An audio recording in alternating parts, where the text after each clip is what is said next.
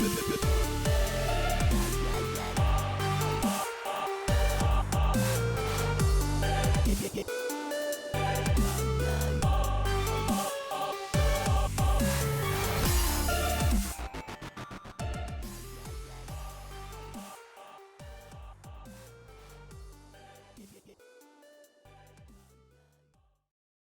and welcome to Rocket Baguette Summer Grand Prix as we're nearing the final turn before that finish straight. I'm TheEternalJay, together with Boyoroyo and Digital Bacon. We'll break down everything that happened this week so far, as well what awaits you today, gentlemen.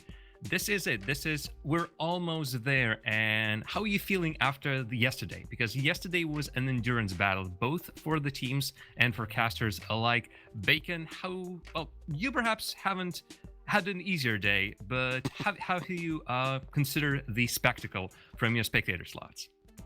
So it's been, I'm gonna actually say, lackluster so far.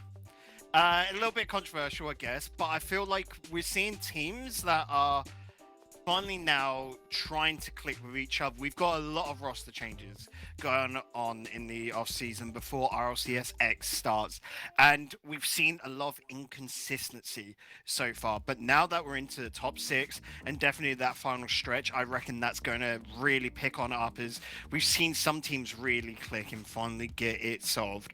Take a look there at Oxygen in the losers finals yesterday, Jam, where they finally clicked and were able to beat out Barcelona to get that spot in the upper bracket, basically meaning that they've got an extra life going into today and tomorrow.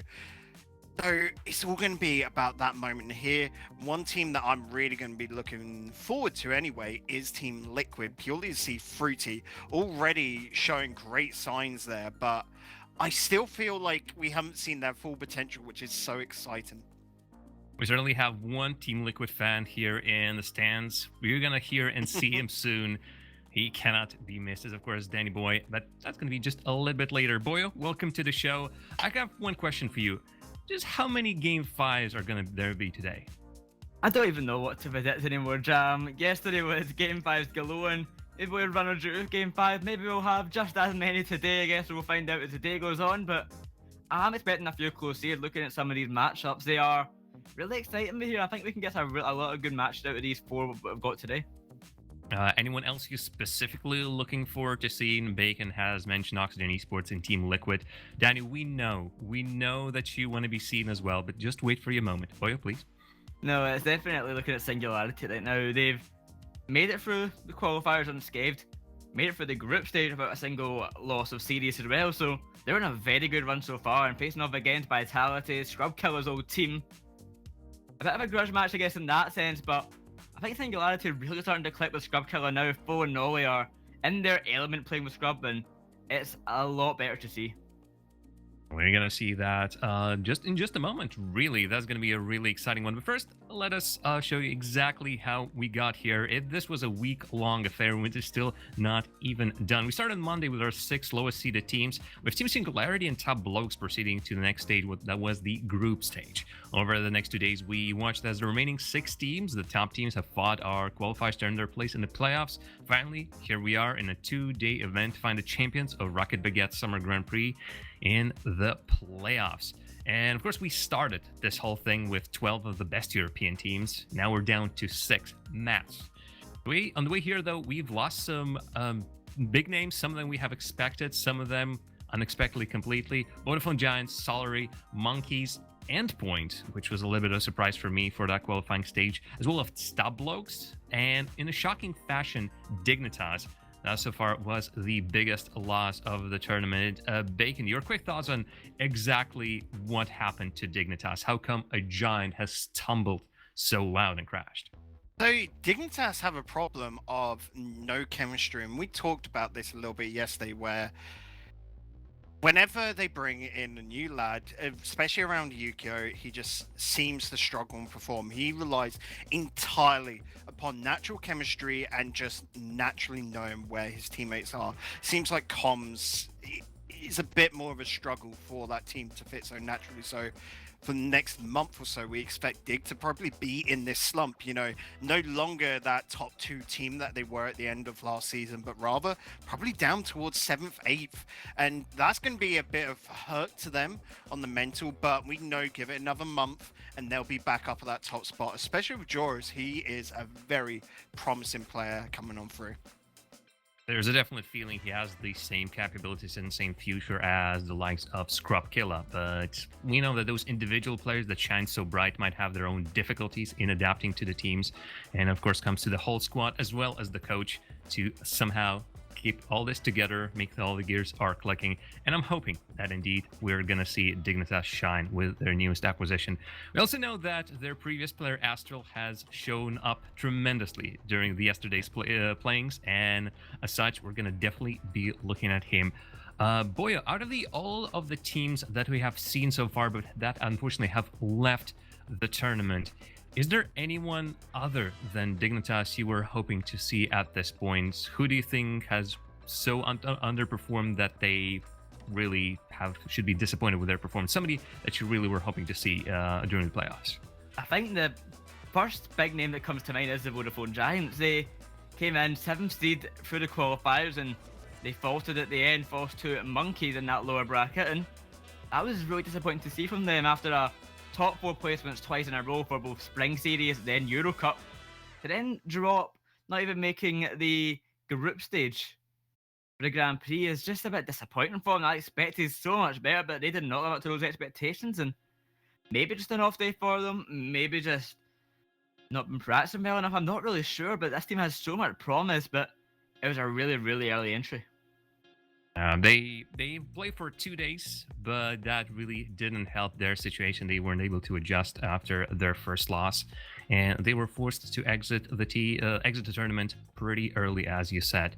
Well, from the teams that have already left the tournament to the teams that are still remaining in the tournament, we have 6 of the best for you. We're going to be starting the day with Team Liquid versus Oxygen, Team Singularity facing off against Renault Vitality, and then later on, Team BDS will be playing either Team Liquid or Oxygen, and FC Barcelona will be playing either Renault Vitality and Singularity. Both of these last matches are going to be happening in the lower side of the bracket, where the losers of the respective top bracket matches are going to be playing. Well, and as we are preparing for the whole day, gentlemen, let's take a look at the teams as a whole, and let's start perhaps with Renault Vitality. Renault Vitality is really one of the 2 biggest names that are currently remaining in the tournament after the hapless exit of Dignitas, and they have not necessarily impressed. I think there's a lot still to come from it, or at least expected to still come from them, because they don't seem like they'll be playing on their top level. Bacon? Yeah, definitely. When it comes to Renault Vitality, it's not our case. Just gotta say right now, this does not apply to Alpha. Alpha has been a beast, probably the best player in this tournament so far. But K-Dop and Fairy Peak are oddly inconsistent with each other. It almost feels like one of them is performing on a game and then they'll drop off. Say Fairy Peak's playing great in game 1, then it'll drop off. K-Dot plays well in game 2, but Fairy Peak's a little bit lackluster, and it's very odd. But at least they've got such a rock in Alpha to hold them on up, and it's strange that it always sounds like Renault Vitality are 2v3ing their opponents, but it does sort of feel like that, and the stats really show it. And there's an incredible stat here: 83% goal participation for Alpha 54. Plus, if you look at his saves, he's not a slouch in that department. So he has really been a star for this team. And boy, we also know that Renault Vitality has been one of the perhaps most efficient teams you can take a look at from that angle. They scored the least, but they also concede the least. And they keep up that efficiency because it feels like at some point the teams that are going to be playing against them might completely just outscore them, and bam, that game plan comes out the window, especially with that reliance on Alpha. Yeah, I think with the reliance on Alpha, if they cannot have both K-Dop and Fairy Peak meet that kind of level of consistency, they are going to falter. They are going to start letting more goals through and not able to come back in time. As they may be low scoring, but they are obviously defending really well. But that's not all the time, of course. And Alpha can do everything. He can't be at 2 places at once. He can't be scoring and defending the whole series long. So K-Dop and Fairy, they need to step things up for that playstyle to work. And hopefully, you know, it is the Vitality, the I guess, Trudeau Day 3, stage 3 kind of vitality here, when it all now finally matters. So it could all just change now. It always seems to do so for vitality. Well, fingers crossed for the later matchup today. They're going to be playing second on the stream, of course, versus Singularity. But speaking of another team that we're going to see pretty early today, that's our next game, and that's, of course, going to be Oxygen Esports. They are a mixed bunch, honestly. Obviously, at this stage in the upper bracket, they're scoring a ton. Really, currently, they're leading the fray of the all teams with most goals per game, and that makes for a lot. But quite a few goals, they seem to be not based on teamwork, but based on just individual efforts. Of course, we've seen just a whole bunch of that action happening yesterday, and as such, they can. What are you considering from their chances? They're definitely aggressive. They definitely can score, but they're sort of not exactly always equal in their performance. No, and I think the best example for that, Jam, is this highlight reel we've got going on now. Let's bring that on in, Ben. Oh, you going to count us in, Ben?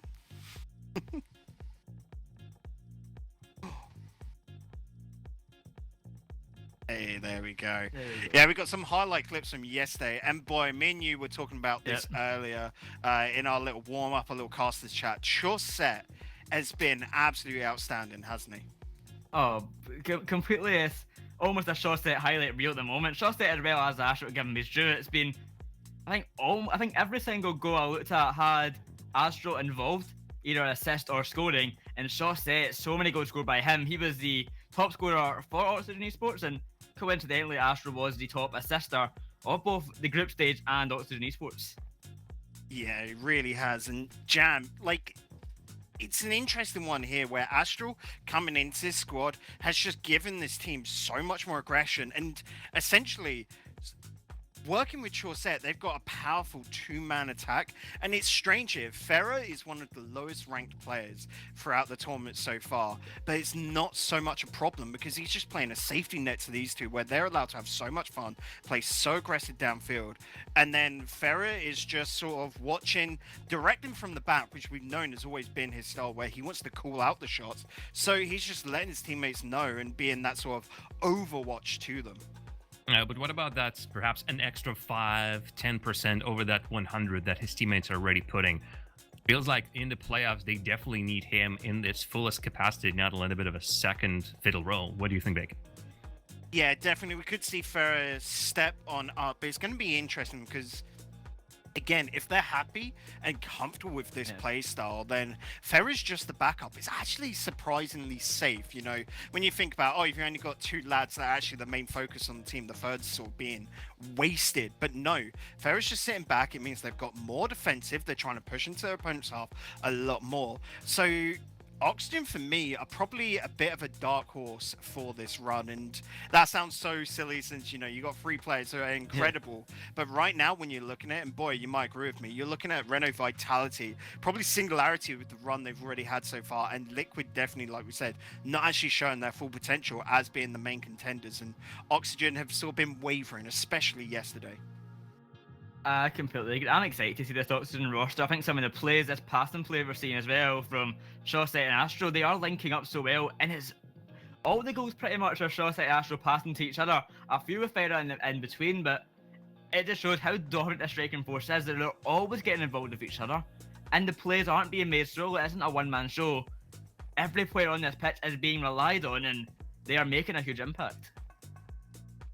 Well, that's going to be quite a show for our first game of the day. But, Boyle, what about Singularity? Singularity is another team we're, of course, going to be seeing later.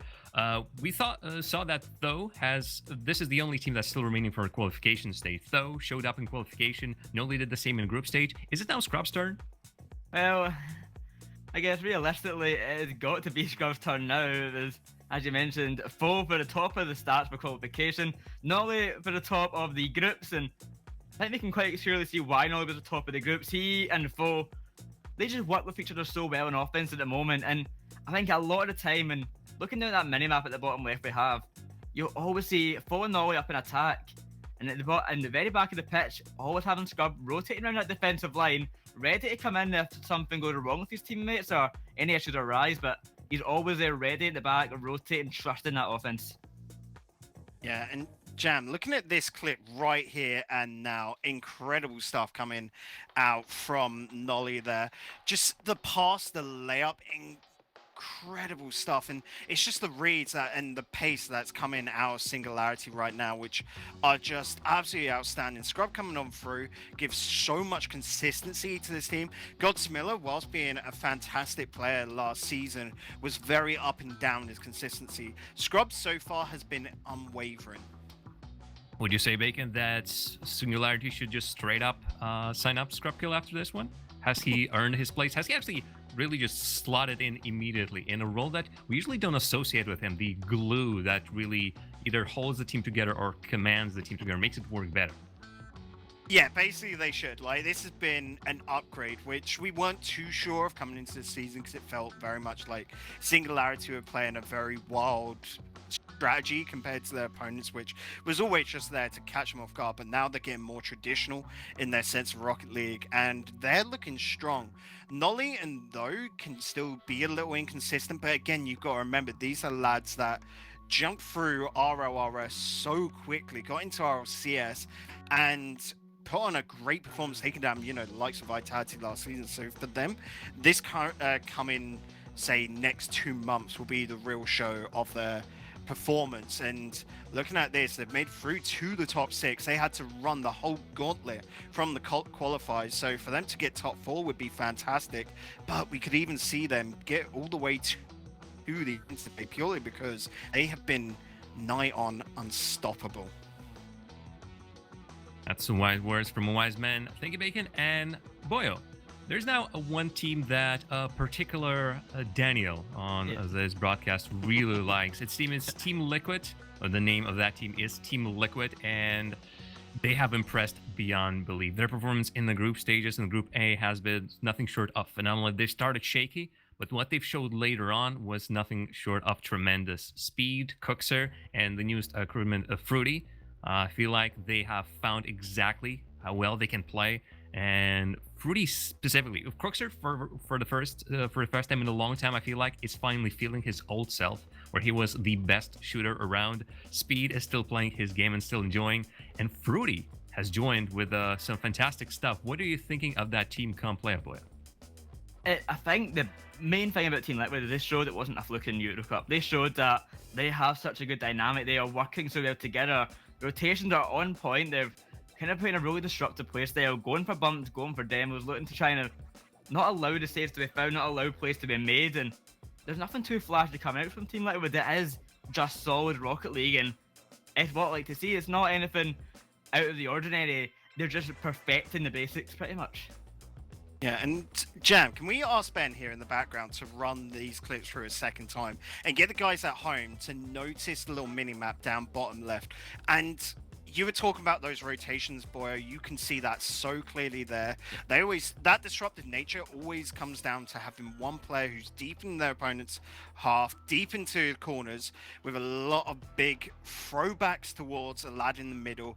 And they're always playing somewhat safe as well by having that third man back. So Liquid right now have, whilst it's not a flashy formula, it's one that's really disruptive and can dismantle their opponents. I mean, to the point where, if I am correct in thinking, Liquid are one of only 2 teams, and yeah, I am correct here, that have gone undefeated so far. That being, of course, Singularity, who, massive credit to them, and of course Liquid there. And this will be an interesting one to see them grow, because like we said, they haven't really, like, that highlight clip isn't really any flashy goals to it. It's just really well thought out team plays.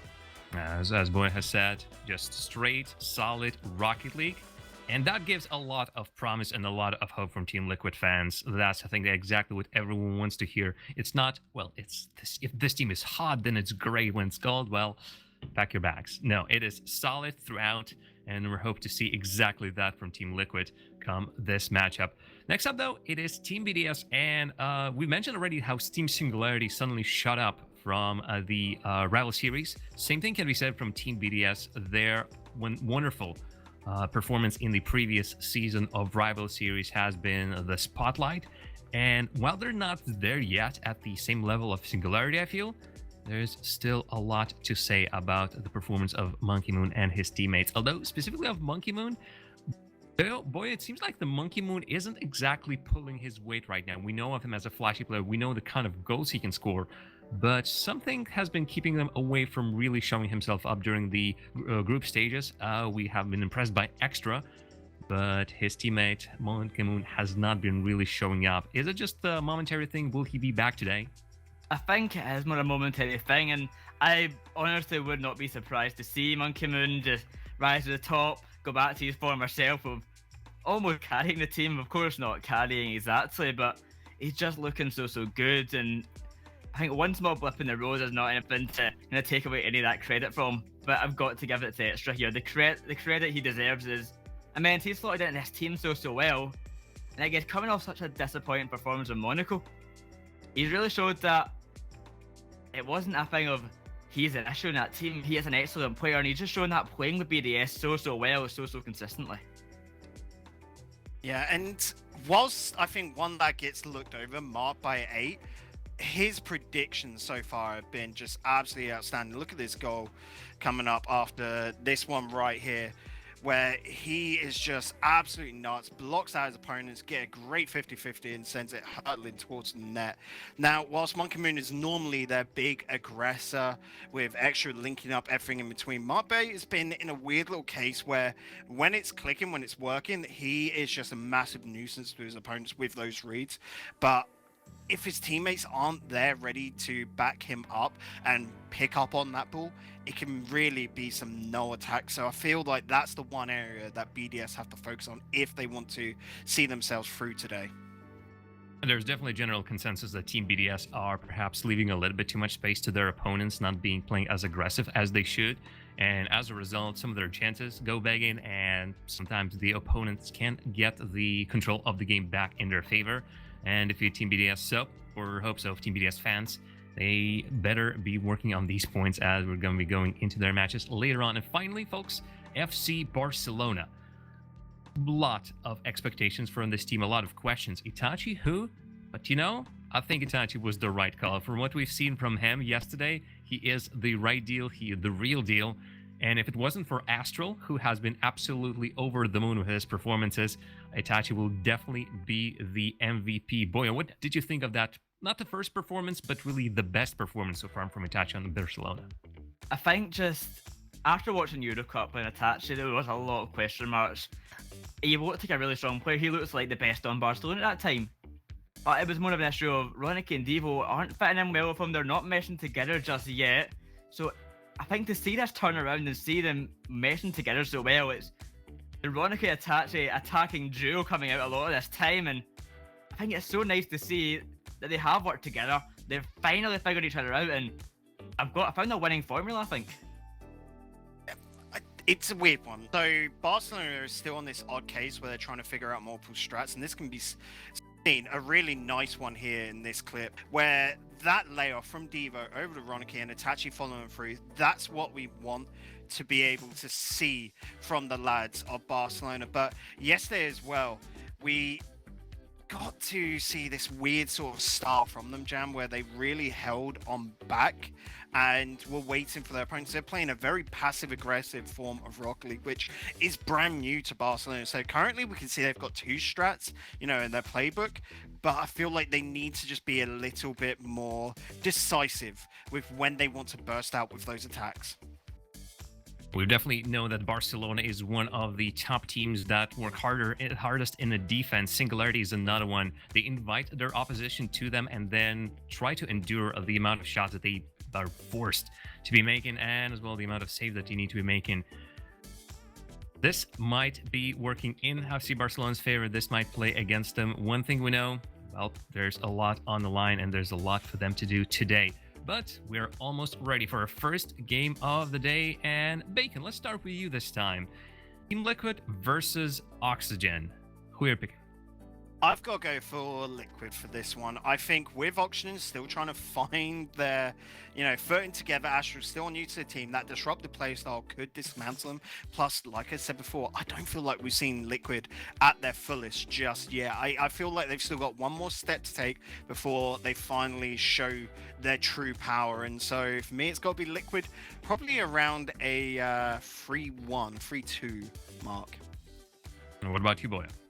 I've got to go Liquid as well for a lot of the same reasons that Bacon just said. I'm loving this team right now, and I think Oxygen could definitely contend and could potentially try and give Liquid a lot of trouble. But I think I've got Liquid going to the winners finals, securing that top 3 placement at least, and potentially going all the way to the grand final. We'll find that out later on, of course. But yeah, I've got Liquid taking this, and I think it's going to be a good series either way. I have a lot of pros going in favor of Oxygen Esports. Shazad, Astral, even Farah, I'm hoping is going to step up today. But something tells me that the physical approach to the playstyle from Team Liquid is going to get them that W. It's not going to be an easy matchup. I'm expecting another Game 5. But Team Liquid for me all the way as well. And I'm pretty sure somebody is going to be happy. But folks, it's finally time. Joessi, have you finally found someone who is not as biased as Danny? I haven't found anyone yet here, and it's been the desk that was super in favor of Team Liquid. I feel a bit scared of everything Liquid around me. I just hope it's not going to be too bad during the cast that's coming up. Well, fabulous job, boys. Well done. 100% win rate so far. Well done, Fruity. Well done, Speed. Fabulous performance as always. Cox, give a bit of advice. Just pass the ball to Cox. He'll win, obviously. 100% rate for Team Liquid as a franchise, the organization moving into our esports. And you know what? Can you blame them? They're not fabulous. They're not good. The desk even said so. They were subdued. Absolutely by the wonderful players, but don't forget Oxygen's ability. Joessi, any cheeky predictions as the match comes underway? I mean, I'll just be on my own here, Danny. I really do favor Oxygen yesterday. They were popping those last few series, especially Astro. Once he found his groove, he's just such a strong player, and I do believe he might just be a bit too much to handle for Team Liquid here. Well, bold prediction here. People might say biased, people might say accurate, but let these 6 players do the talking on the field. And Farah opens up Team Liquid. Slow start, 1-0. But that's a slow start that we saw yesterday as well. Team Liquid really struggling with those kickoffs. And the early games, they were 3-0 down in that first 30 seconds in their first series yesterday, or 2 days ago actually. But right here, it's not 3 goals, it's only 1 in 30 seconds. So if you compare it to that, they're looking quite right. Well, that's good, yes, but still trailing. Not an ideal start for Liquid as so set. Lellers it downfield and Cox moves around. Team Liquid here haven't found each other, not in their passing. They're just trying to deal with the immediate threat that Oxygen Esports presents themselves in Speed. Loose ball, but leaves Cox though to push upfield, and Oxygen moving. Tantalizing mistake there in Speed. 1 touch, 2 touch, into the middle to 30, and Speed cannot score that. One ball pass Cooks here as well, but I'm liking the offense from Team Liquid. They're not scared to commit that third one either, but they pay the ultimate prize. Yet another goal by Kerr. He's not normally the one to score them. He's got his second of the game. That's amazing how they move into the situation.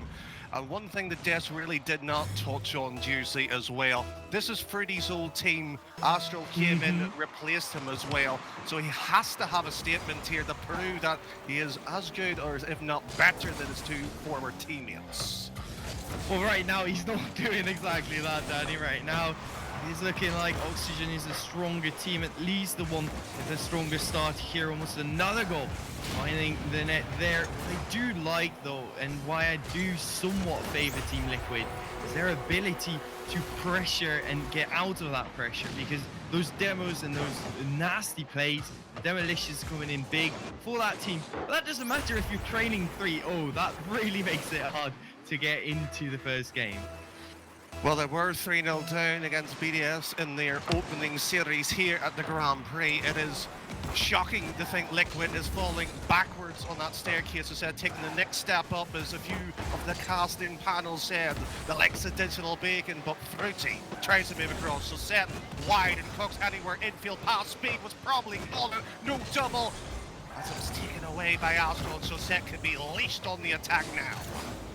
And Set is the one that I'm looking at today for Oxygen. We've talked about Astro, everyone always talks about Astro, but from the old days, from when Fruity was still on this team, Set has the exact same potential on him. However, he hasn't looked too great yet. He needs to give a lot of space to Astro to be able to do his thing, and he starts to become more of this supportive player rather than a carry, and he's still yet to find his absolute inner beast in this new role. Well, Fruity, he's got that one set up, and he gets Liquid off the ground. He rockets that one in, and finally Liquid does something in the first game. Beautifully wraps around the ball, gets the angle down. 3-1 is a fact. I'm wondering whether it's going to be enough in this game, but it's good for Team Liquid to be on the board. It's still half of a game left. They've got plenty of time. They just need to play that really precise and calculated Rocket League that we've seen from them throughout the entire Grand Prix. Speed beaten on his back wall. Cox will try to push that one up. Speed still playing on the same flank, trying to move it down. Cox, Fruity's already scored one. Oxygen wasn't going to take that chance again, and here comes Speed, moves across. Cox, no bump, pre-flip was there. Astral well astute to the fear, and Oxygen are just seeing Liquid pass the ball left and right, back and forth, but a shame it's away from each other. 2 minutes and Liquid trails by 2. And one thing that I do notice a lot with this team is the amount of double commits coming out from Team Liquid. Ooh, that's a poor miss for Speed. It ends up working out, but they've got quite a lot of double commits, and Fruity was talking about it on his stream as well, and he said he didn't mind all the double commits because they are just hitting the ball when they need to, and that second guy sometimes is insurance, and the third guy is often positioned well enough that it doesn't matter that you're committing 2 people into the play. Just like here, that's a shot that shouldn't go in, but it ends up working out for Fruity. One mistake by Oxygen, Liquid let right through. Steaming now, Astral with that mistake too. And Joessi, we said Liquid are slow starters. If they get away with this one, what a chance they get through the front door. Yeah, and especially against a team like Oxygen, who is so reliant on their mentality and their momentum. If they cannot find their way into the game, they're always going to have a very, very hard time. But the absolute just resilience inside of Team Liquid right here already showing in game 1, which is why they've had such good results so far. However, this one probably won't be up there. Farah bagging a hat trick for himself yet again on the counter. It is Oxygen finding the goal. Liquid had a chance, and in fact they had double commit, pushed too far. The extension, well, you can see by the scoreline 4-2, not ideal by Liquid. They've been here before. Let's not forget how their opening start in Pool A already went, and so set trying to pile on the damage that's already been conceded on Liquid, as Astral deep in the final third of his own half, trying to push it further. But under the 60 seconds here, I think Liquid might just be happy to concede and move on. I think Liquid is a team that doesn't really care too much about that first game anyway. They have an engine that takes a long time to get started, and the fact that they're keeping up so close to Oxygen in this game 1, bagging another goal in the 3-4 now. We might actually see a full-on comeback here from Liquid, Danny. Well, Liquid fans will be hoping for that. The defense in game 1 has been shocking, to say the least. And Coxer, one chance, it looked like he may have misfired or a bump, either or. Liquid had a chance, they didn't take it, and Farah could just pile another shot on target. It is there. Cox back in time, sweeps across, lets it downfield. They rather have Oxygen to make a mistake, and Speed is up. There was a bump by Fruity on Astral. Doesn't matter as he got to the ball, and poor Cox can't get quick enough. 10 seconds, the clock is against Liquid. It certainly is, Danny. Only 5 more seconds and they're out in their own half. Their own defense really can't find the touch either. And the demo from Ferry got 3 calls, got the demo to secure it all. It is Oxygen taking this first game. Well, Oxygen and taken a fairly substantial lead at the start there against Liquid. Yes, it was a bit more calmer, Joessi, but we've been here before with Liquid. We've seen their opening game, and yet it's just every time they have a chance, they're just not willing to pull the trigger. It's very awkward for Team Liquid because it's the same that we saw them in their previous group stage as well, where they take a while to get started. It really works out well for them in Vitality, but the first matches in most of their series, that first game is just not good enough, and it is one of the biggest issues that the team is facing right now. I feel like overall the kickoffs not too great either. They often get just completely they find themselves in such awkward positions against this Oxygen side, but just in general out of kickoffs, and it is very unfortunate for them. A bit unfortunate there, as we've seen by the stats alone at the end of the screen. The ball possession favouring Liquid, the boost about even, same with the domination on the field, but yet Game 2 approaching. Liquid trails 1-0 in the series. They need to find a way to bounce back. They've done so, and Cox tried to delay the kickoff. Nice and light here, but Fruity back, so with speed. They're in their final third. Oxygen double coming. Here is a chance for the counter. So set the sides, no. Back into the middle. Astral to the backboard. There's a stacking going on here, and Fruity 50s in speed. 1v1. We've seen how good he was at the salt mine. But maybe scratch that one, but Oxygen on the ball. That's very not so nice, Andy, from you. That's alright. It is still Team Liquid. Now, this time the start of the game is a bit better. It's safer at the very least, but their backboard defense hasn't been too great. Cookson now does get the touch this time. Overall, we've seen a couple of misses, and Farah, it's just the absolute mechanical god so far in this game. I'm not quite sure where that came from, but he's pulling off a flip reset. I think Astral may have been coaching him a bit. Astral moving down, and that's our 1-0 lead already in Game 1 was devices enough. And so far this minute, a bit more even between the two sides. Oxygen has the opening 30 seconds of pressure. Liquid trying to respond likewise, but here is the attack. Oxygen has just been peppering these. Haven't found a way right through. Speed might have a chance here, in Liquid. The confusion here on their positioning, it's gone backwards and forwards. And so far, Joessi, that's going to cost them. Yeah, it does, but I see the link-ups really starting to come along for Team Liquid. A bit of passing play there. I love how they're not afraid to put one person upfield. If you watch the highlight reel before the show as well, there were so many good passing opportunities from this team, and they're often positioned beautifully to be able to receive each other's passes. Even if they do find themselves upfield, they either go for these bumps or they go for the passes, and it's a team that I think as a team has performed the best so far. Coxer, one touch, one shot, dealt by the keeper. Might be performing better, Oxygen. They've yet to get the goal in Game 2 to separate. They finally do, so Liquid are helpless. You ask for the goal, but be careful what you ask for, because Oxygen delivers. It's Astral down to show set. The defense nowhere to be found. No one contesting that. No 50 on that shot from Josette, and as a result, it just slowly creeps into the goal, and Oxygen leading once more. Also trying to delay his last man that situation. You've seen Speed and Fruity attempting the kickoff. Astral, slow, methodical little play there. Speed will be beaten there. Ferrer has been a thorn to Coxer's career for a majority of it. Beaten up to the ball again, trying to outplay Ferrer. Off the ball by his former teammate, allows Fruity and Speed. There is attacking press happening, half the game gone. 1-0, favouring Oxygen. Liquid cannot defend here. They have cuts to hold them out for the time being, but how long is that sticking lads are going to last? Not that long, I don't think, Danny, because Team Liquid, as much as I like their passing plays right now, it feels like they're getting into each other's space a bit too much. Those double commits that we talked about earlier, there's really a thorn in their sights right now. Missed touch on the wall as well there for Fruity, and I feel like he should be the one that provides all the offensive pressure. He needs to get these bumps and these demos, because that's what's been working wonders so far for Team Liquid. But if he's forced to go back and defend, he cannot do that, and as a result, Liquid can't really find the attack. Well, Coxer moves up, speed, it's set up nicely. Anybody from Liquid, no seems to be the answer.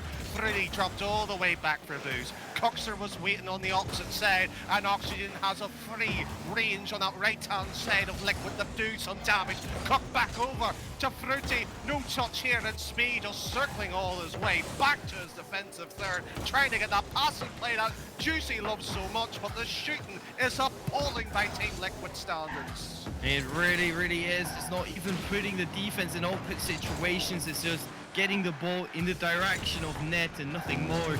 Defense from Oxygen will always be good enough to parry those type of attacks being thrown at them, and as a result, you only have 1 more minute to go here, Danny, and it's Team Liquid that is under pressure. Coxer does find the save, keeps them standing just a little while longer. For the time being, really is the clock against Liquid. They have to respond. They need to tie it up here. OT would be nice if you're a Liquid supporter. And Ferra doesn't like that idea. He really doesn't like that idea. Ferra is making the ingredients for a 3-0 series sweep against Team Liquid.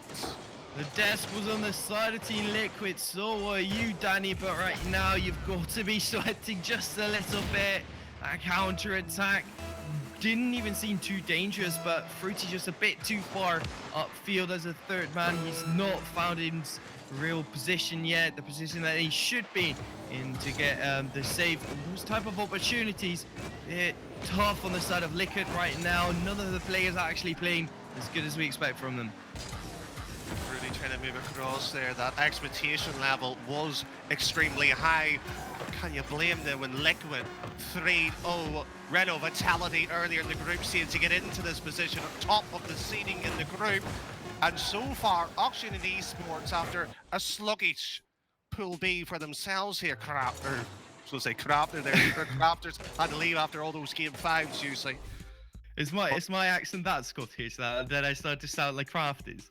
I don't know, let chat decide on which accent on that one is, but Oxygen Esports, you have to have them. They are thrashing Liquid 2. Yeah, it's been a really, really one-sided affair. It's been Team Liquid not really finding the offense, and they do find the demos. Fruity's gotten 2, but 5 on the side of Oxygen. It just seems like they're beating Liquid at their own game. Liquid, they need their positions to be right. They need to get that pressure going in order to score, but they're not being allowed that at all. It's just every single time they find themselves in a defensive position, a demo comes in from the side of Astral or Ferra in this game, and it's game over for Liquid, back to defense, and they're getting scored on by Ferra on all these counterattacks. Yeah, it's sort of an interesting situation where Liquid finds themselves helpless as well, and the annoying factor if you're from Liquid is as well, they're passing, they're fending each other, they're trying to make something work, yet they can't connect. The passing in the final third has been far from standard. Their shooting accuracy, or even their shots in general, are, I wouldn't say diabolical, it hasn't got that bad just yet, but if we lose 3-0, I'll use the word. But speaking about Game 3, Joessi, here it is. That's a bit of a threat, and I hope that Team Liquid takes it serious, because you're the team with 100% win rating. You need to want to keep it up at the very least, and it hasn't even looked like Team Liquid wanted. That's how lackluster some of these opportunities have been. I agree with you, it's all down to the passing. If Liquid can find their groove together, find these passes and especially shots to be better, it's going to look great for them, but it hasn't been the case yet. Lastral moving back here, the goal scoring by Liquid has been timid. They've only played 8 games technically. They've only had 2 goals per series, and there the man Fruity just watches Ferra knock that one in. And what an incredible start for Oxygen. That 3-0 sweep over Liquid will do them a world of good.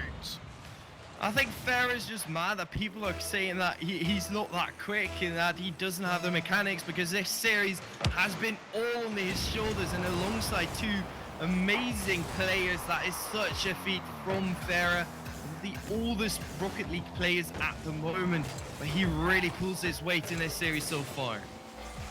Well, it's nice to see the ability by Oxygen to step up to the plate. There was a few question marks on them. Liquid They sort of had a decent honeymoon period. It could effectively be over. Yes, don't get me wrong, they'll be in the loser side of things, but Joessi making it potentially a little bit too high though, and Cooks. Well, I think it's just the end of the road here already. They're just walloping the ball left, right and centre. There's no cohesion at all, and Feather's just taking advantage there. Yeah, fair, absolute man of the match so far, and if these 4 minutes continue, I could see him bagging that as well, but speed has got a bit of an answer here for Team Liquid. I'm not quite sure what happened, that ball just lingering, and Centre Fruity popping off of it. Cooks is still going for the 50, and it went past a lot of resources in the offense there for Team Liquid, but it worked out. One apiece. Liquid given a lifeline at the 90-second mark already, and Fruity moving down here. They need to get the lead, they need to score quickly. That shot, saved by Joessi. There is still life somewhat in Liquid, but so far here they have been pummeled, they have been outclassed, outbeat by every department possible, and Ferret delays that one. Cooks won't be beaten, 2 minutes remains.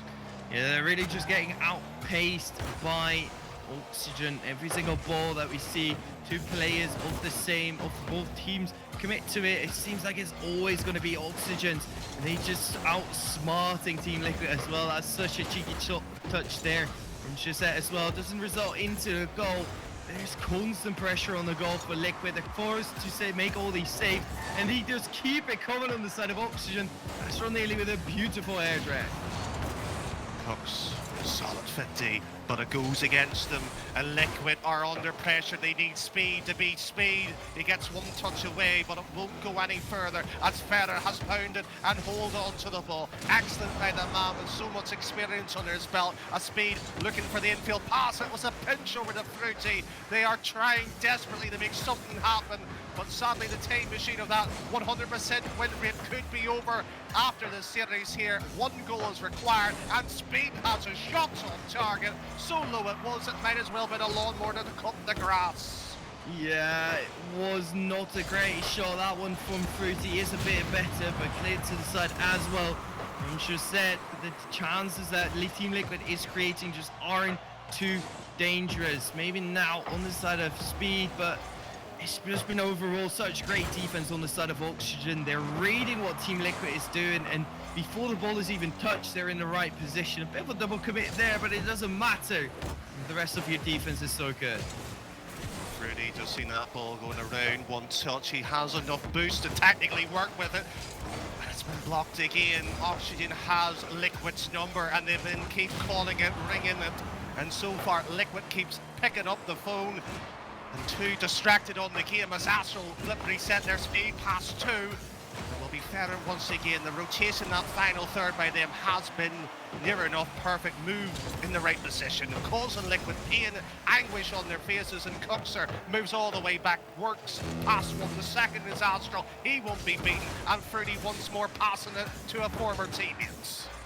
It's the only thing that's separating these two teams right now is the lack of just pure commitment on the side of Oxygen. But as I say that, committing is exactly what they do. Beautiful drop down from Ferrer. A pass to Astro. He takes the shot, it's in.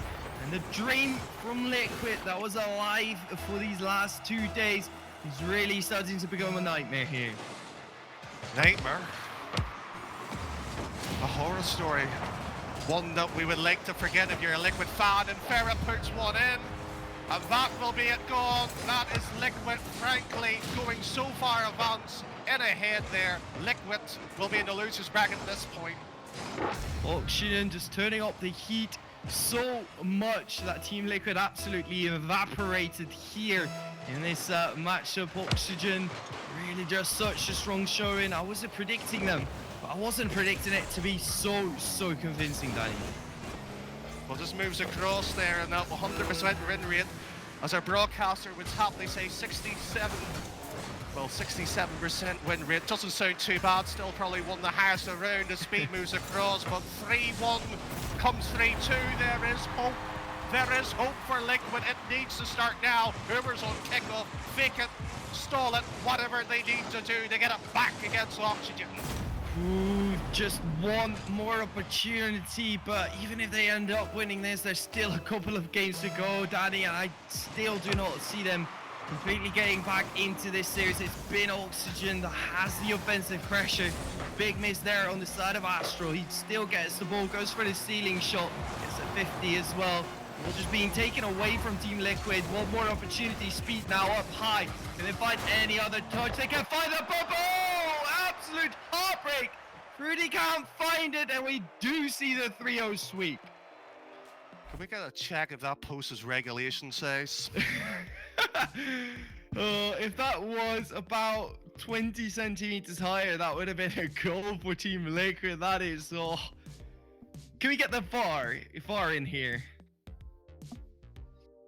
Absolute daylight robbery, some would say, if you're biased for Liquid fan. They moved in, they had a chance, they left it too late, they only got what they deserved, and that's a 3-0 hammering against them by Oxygen Esport. They have to pick up the pieces. If they want a coach, maybe they can hit me up in the break. But speaking about coaches, Joessi, you're the coach of the former RJM yourself as well. Any advice, perhaps?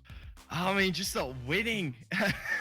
That's the advice I could give Team Liquid. No, but in all seriousness, I as much as we love to see Liquid, I don't think they ever got to play their own game plan. It was Oxygen who completely just starved out Team Liquid in offense. They kept the pressure going. If we looked at the field domination, that was 62% all the way on the bottom. That is insane coming out from Oxygen. Basically means that the entire Team Liquid squad wasn't allowed out of their defense at any time. Both the back boost, the mid boost, everything was just being controlled on the side of Oxygen. Well, as Heartbreak moves across there, and as you can see, 66%, not too bad, still can win you a tournament, but a performance like that, they'd be surprised to make day 2 of the playoff section here. But I'm going to need a break here to speak to the players. Quite clearly, they need a diabolical lesson. We'll see you on the other side.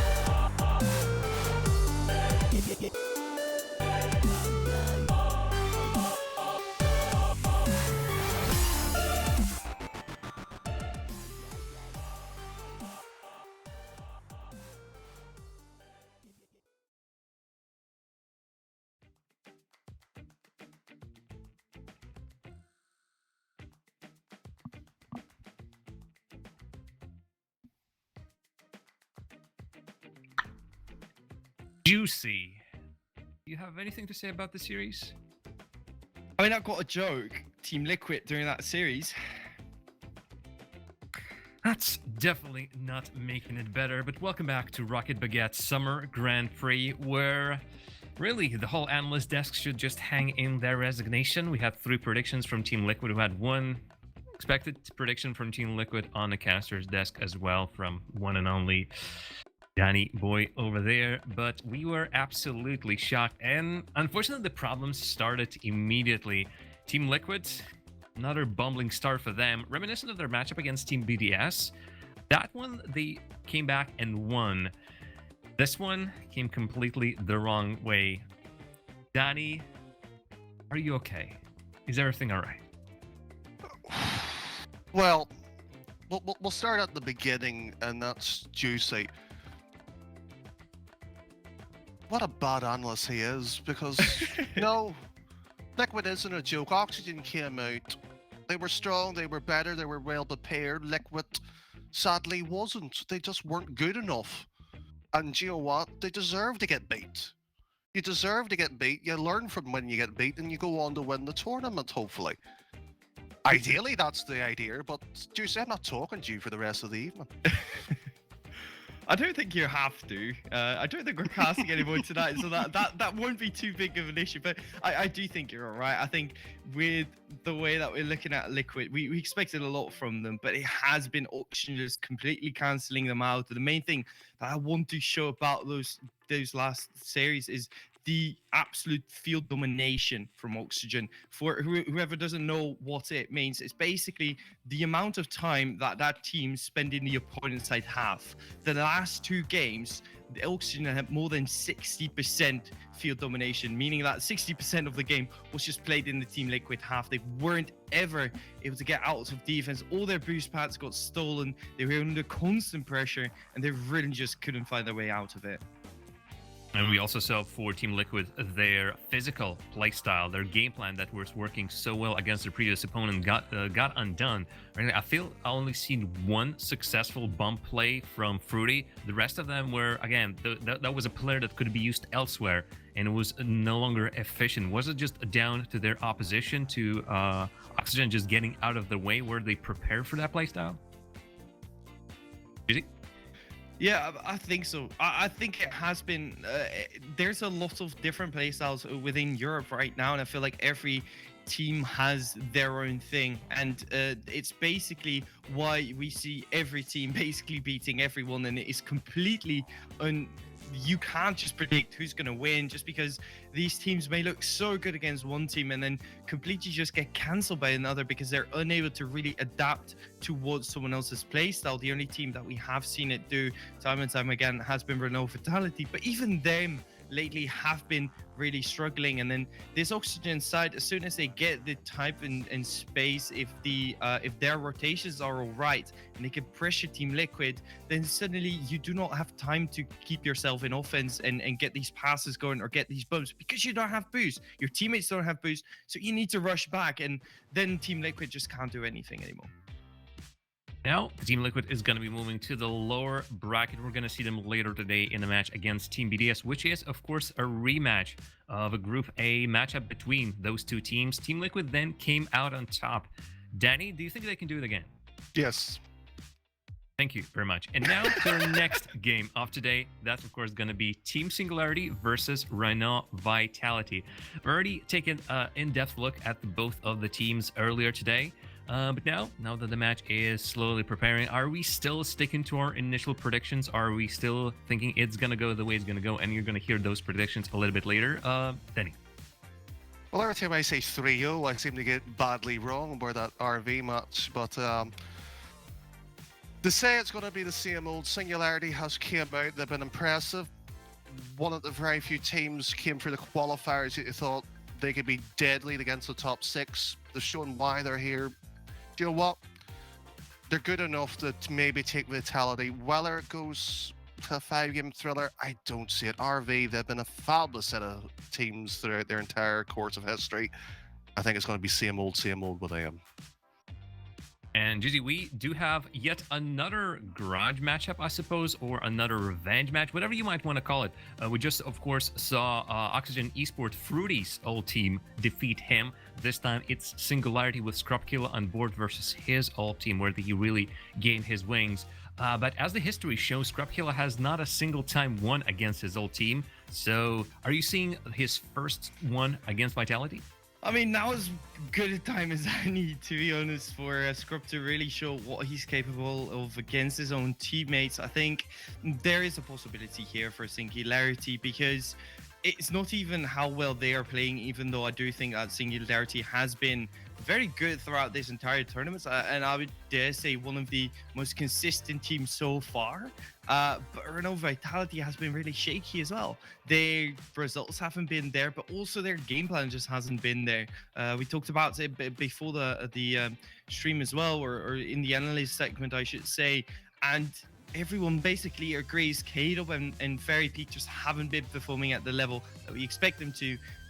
Either one of them, it just seems to be almost invisible during every single game, and it's making it so hard for Renault Vitality to get the results that we want from them. We have looked at the previous results in the earlier big tournaments, such as this one, Euro Cup, Summer Series, Fusion, and over there it was Alpha and Fairy Peak on a regular basis topping the charts with their goal scoring capabilities. And as we have discussed in the opening segment, it's currently lacking. The team that should be really scoring a ton of goals, being on the spearhead of the goal scoring, is currently not doing that. Thankfully, the defense is still there, and Alpha still manages to drag the team out. But it does seem that, again, for the playoffs, you need to find another gear and switch into that if you want to take anything out of this. And for me, it feels like Renault Vitality, if they don't do that, though, and the rest of the Singularity on their role, might just get it. Danny, do you share this sentiment? Are you feeling like just Renault Vitality just too slow right now for the play that is about to happen? I don't think it would be slow. You need to sort of look at it briefly. Renault Vitality hasn't been match fit, if you want to put it. They've sort of had their RLCS season. Don't get me wrong, they've done decent. They always do decent in tournaments, but they're just going through the gears. It's just enough to get through the day. This is the playoff section. As Digital Bacon would say, Renault Vitality play well in day 3. This is day 5, but eventually this is one massive day 3 Beganza. So be afraid, very afraid, if you're Renault Vitality and whoever your opposition is. Right now, taking a quick look at the Twitch chat, and it is surprisingly equal. I think the Vitality fans were just a little bit late on their buttons, but just for a moment, we had more than 200 folks being in equal favor of both Singularity and Vitality. And I wouldn't be surprised if this match is going to go the same way. But then, what do we know? We all predicted Team Liquid, and you know what happened to that. Well, Joessi, how about we start with you? Actually, we don't even have to start with you. Everything has already been put up on the screens. So why not then go to our next casting duo? You've heard them before, you've seen them before. Now it only remains to see the game as well. TheEternalJay and Digital Bacon will take you into Singularity versus Renault Vitality. Thank you very much, boys. Yes, I think a lot of people are sort of riding the Singularity hype train. I'm personally a bit partial to it. They're two very good teams for me, and Singularity have impressed me over the course of this bracket. The question is, can they go so far as to beat European regional champions? And that's really where I think the whole argument can fall down for a lot of people. What says you? So it's hard, right? Singularity versus Renault Vitality, 3 previous matchups, and Singularity have won 2 of the 3, Jay. You look at Scrub has also never beaten his old teammates, so it then becomes a bit of an awkward case of who really turns out the win here today. Vitality, like I said, always turn up in the final stages of a tournament. Generally, the early stages are where they falter, and we've already seen that, so that's pretty much to schedule. And at the same time, Singularity have been by far the best team so far in the Summer Grand Prix. If anyone wants to dispute that, you're fine. You're also stupid. But Scrubkiller has been absolutely nuts. Noah and Lolly have been fantastic as well. So going into this one, it's going to be a case of can Vitality really show up? Can K-Dop and Fairy Peak show up at the same time? If they can, then we're going to have an incredibly close series, because I don't think that Singularity are going to be dropping off today. I don't know, man. Like, that's what we said about Liquid in the last matchup, and well, that's what everyone said. You know, not just the guys that were on the desk and on the booth. It was also us in the green room, sitting back and waiting for the match to take over. But yeah, I mean, it's always going to be a difficult one. I think for both teams, it's going to be a tough little graft. I'm kind of leaning to the favor of Vitality though, just because I think that they have the experience necessary to deal with Singularity. And yeah, Singularity have been able to take series against Vitality before, and that infamous RLCS result that we praise so highly. But for me, I think that's also partial to the fact that they're also missing one of the key members of that roster from back then, other than Smiller. And yeah, Scrubkiller is a massive sort of upgrade to that, but I also think that a part of losing Gods is also losing a part of the playstyle for Singularity at that time.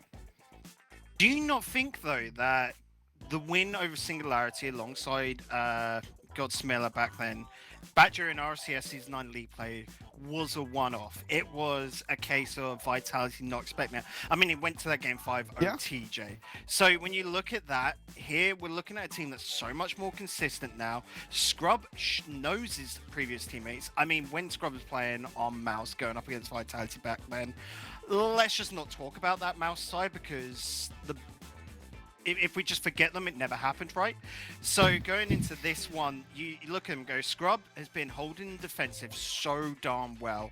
And if he can keep that up, he should be able to keep out Vitality. It just comes down to their counterattacks and what Scrub can do to link up Lo and Nolly, or just basically Lo and Lolly together, are just incredible. But let's hop onto the pitch, Jay. No more delaying as we're hopping onto DFH Stadium. Best of 5 minutes on the clock. Singularity in the blue, Vitality in the orange. And already it's Vitality on the attack here, into that blue half from the back of the kickoff. Couple of good challenges going the way of Fairy Peak, but yeah, third one onto the corner play. It's not going to work out so well for him. Or either way, set up for a duck down chance, a bit too high at the crossbar, and Alpha could not quite find the shot that he wanted to recover it. K-Dop will still be in position to keep the pressure going for Vitality, and that's the main thing for the interim here. The return will come out from Singularity after that backboard. You can see how quickly Vitality are able to adjust to the offensive play, though, the counter-attacks and the passing play, something that we've seen a little bit scrappy from several teams over the course of the Grand Prix, but for here, Vitality are looking crisp and clean with their coordination. They are, but it's still the first minute. It's all going to come down to the attack of Vitality. They're going to have to naturally, you have to in every single game, quite frankly, outscore your opponent. But Vitality are going to need 4 or 5 goals, I feel, each game. 3 probably is going to be bordering on that line to be able to win it. Singularity always about getting heavy into that attack and trying to really put a lot of pressure on your opponents. Vitality can handle that, and it all comes down to great little passes out of defense to be able to work that ball down the field in their transitions. But that isn't going to work here. I feel Singularity with so much attack should be able to edge out. And what a miss there from K-Dop. So uncharacteristic, but look at the cover from Fairy Peak. Incredible. Well, that's disconcerting. It's not the worst thing in the world, but either way, Singularity back on the defensive line. Alpha beating out Scrub. Nolly comes up to get a touch in. Fairy Peak will take that contention because there's no way that Nolly can get a second touch. Alpha goes in for a shot off the backboard. It's too high to knock to the target, even though it's registered by the game.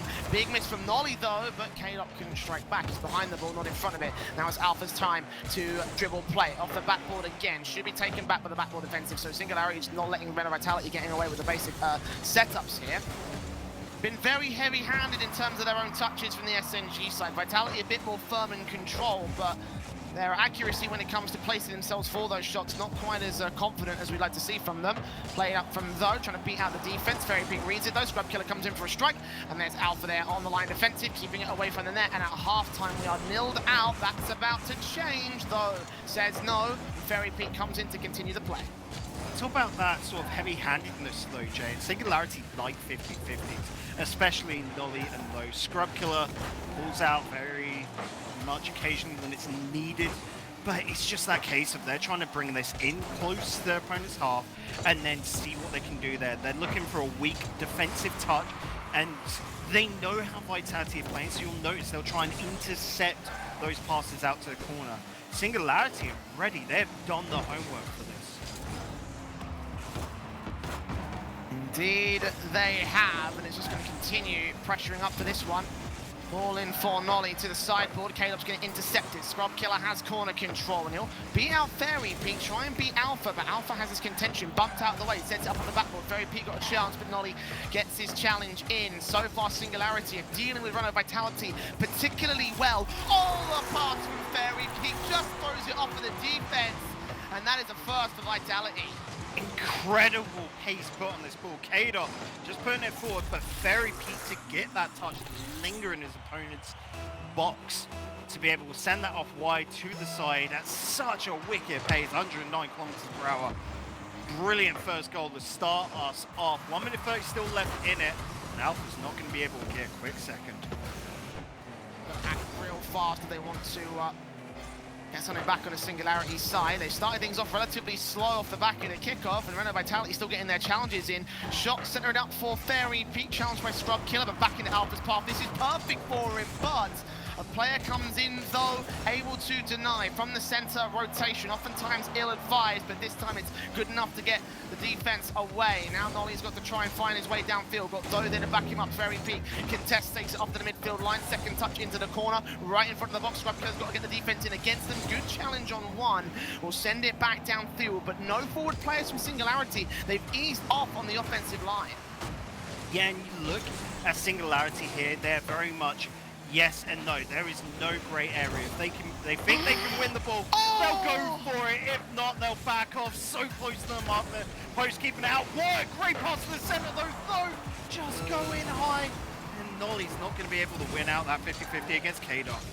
Oh, the touch in from Kadoff. Namnir got himself a goal, but it's Scrub Killer here with a contest alongside Doe right behind him. Scrub going to rotate back to the midfield and to the back line in the end as Kadoff sends it right back on target. Scrub to the good touch. Back to Scrub, just disrupted by the defense though with a final redirect chance. Takes it close but wide to the right-hand side of the net. Still control, still pushing up. Nolly's got to get some sort of touch back. Where's Scrub for the final strike in? He goes for it, backboard into Doe. He still holds it up, and it's just kept alive by Nolly, but not able to hold on for long enough. Reno Vitality will take the first game of the series here, but wow, the pace really picked up from Singularity in those last few seconds. And you can see there at the end, Singularity using a great display of Rule 1 to be able to keep that ball on up and just making sure, Jay, that they make full use out of that time. The game is not dead until the ball touches the ground. Singularity know that, and they've got some wicked pace. They probably hold him back quite a bit in game 1, where they're trying to see how Vitality are playing here today. 1-0 game is very uncharacteristic of Singularity, and as we ramp up throughout this, Singularity are really going to push the envelope, try and push a lot more into the attack. I mean, they're already doing quite a bit of that in this game. I mean, you look at the stats down below, 42% ball possession compared to 52% field domination. So they were doing more with the ball than their opponents. And that's just an incredible stat there. Singularity, if they can just keep it to themselves a little bit more, they will find the answers they need. The problem is Vitality plays such a possession-heavy game that it's really difficult to do that. Absolutely, man, and that's causing the main sort of brick wall for them at the moment. Singularity just within a single goal difference, and you know, just to show how close it really can be. This is anyone's matchup still, despite the first game going the way of VIT. Though, in from the corner to the second game now. Oh, Alpha! Okay! So I said good read by Though to keep this on out, and Alpha just goes and one-ups it, takes the green mushroom and puts the ball in the back of the net. What a play by Alpha there to get the opening goal from Vitality. No more of this 3.5 minutes into the game, 10 seconds, and he's wanting to stamp Singularity out. Very big, trying to set up Kadoff for his chance. Scrub's got the challenge and take it away. It's only Alpha on the defense, but he is back far enough to keep that away from a shot. Nolly's going to continue the pressure play, put it inside the box. Taken back by Kadoff this time. Though back on, denied by Fairy Peak. Nolly and Scrub in the defense. Alpha going to go for another good 50-50. Grabs the 100 in the corner, and the small pads as well to try and starve out the Singularity defense. But he's put wide to the left. They've got plenty of resources to work with. Zoe needs to get out to one of his teammates, though. He's out of boost. Nolly off to the corner play. Second touch will not be allowed. K-Dop has control, and Very Peak now is his dribble, beating one. Back to K-Dop. K-Dop's going to ease off a little bit, get a challenge in, and those 50-50 is enough to hold the defense in this one. You talk about Vitality there, trying to take away the boost pads from Singularity, and that is a very clever maneuver there. Clearly Vitality doing the homework and instant, because both Lo and Nolly, I don't know, maybe shifting them together there a little bit, are very inefficient on their boost, Jay. They use so much of it. They need to work on that management aspect. Close there being brought on in. So if you take that away from them, a lot of the power those two players have will just seem to disappear and crumble away. Ball sent downfield, backboard touch though, going to get beaten out by Fairy Peaks. Again, they're ready for the setups that Singularity are going to take. Pass in from Alpha to K-Dop, that's high off the crossbar. Alpha can't recover, Fairy Peak will try his best, but way too light on the touch. So Nolly gets it out of the midfield now. It's K-Dop up, Alpha challenging again. K-Dop going to look for another chance, but he's going to get forced back. They're so starved for boost on the Singularity side though. They couldn't move upfield fast enough. They're back in the defense very quickly on this one. Scrub Killer back downfield into the corner. Alpha out position. Good challenge from K-Dop again to send it right back to square one. And Singularity, they're having a real hard time at breaking out and staying out of that blue half. A chance might present itself if Nolly goes for a shot, but K-Dop is there for a save. But you talk about they're struggling to break out their own half. That's purely because they are boost start, Jay. So when they get the ball downfield, they need to focus on picking up those middle tanks if they can. And we've even seen there just a little bit ago, Scrub Killer going and stealing one away from the Vitality back half. So they're making sure to keep the macro of the game alive. They know it's only one goal that Vitality are ahead by. So they're not looking to throw it away. That ball's high, don't worry. But that follow-up, that's worrying. Yeah, 2-0 Singularity tried to put up the pressure, and to their credit, I can see why the defensive was stopped at the very last second there, and Singularity, all they had to do was find a follow-up to their final strike to, you know, really put the goals in, so pushing all their players out of field. Nolly had the boost, so I don't understand why he didn't go for that. So what, he should have been able to clearly hear Scrub behind him, you know? So it's just such a weird decision going on there. Well, mistakes made for a 2-0 on 2 minutes to go. Fairy Peak and Alpha back up front in the blue half. Scrub Killer and Though back on the quick wraparounds into the orange half. Past that midfield line is about as far as they'll go. K-Dot shoved out. Nolly now with ball control. He's got Fairy Peak in the midfield. Got Scrub Killer there to take a challenge. A second touch that might put it right inside that box, but denied again by Alpha.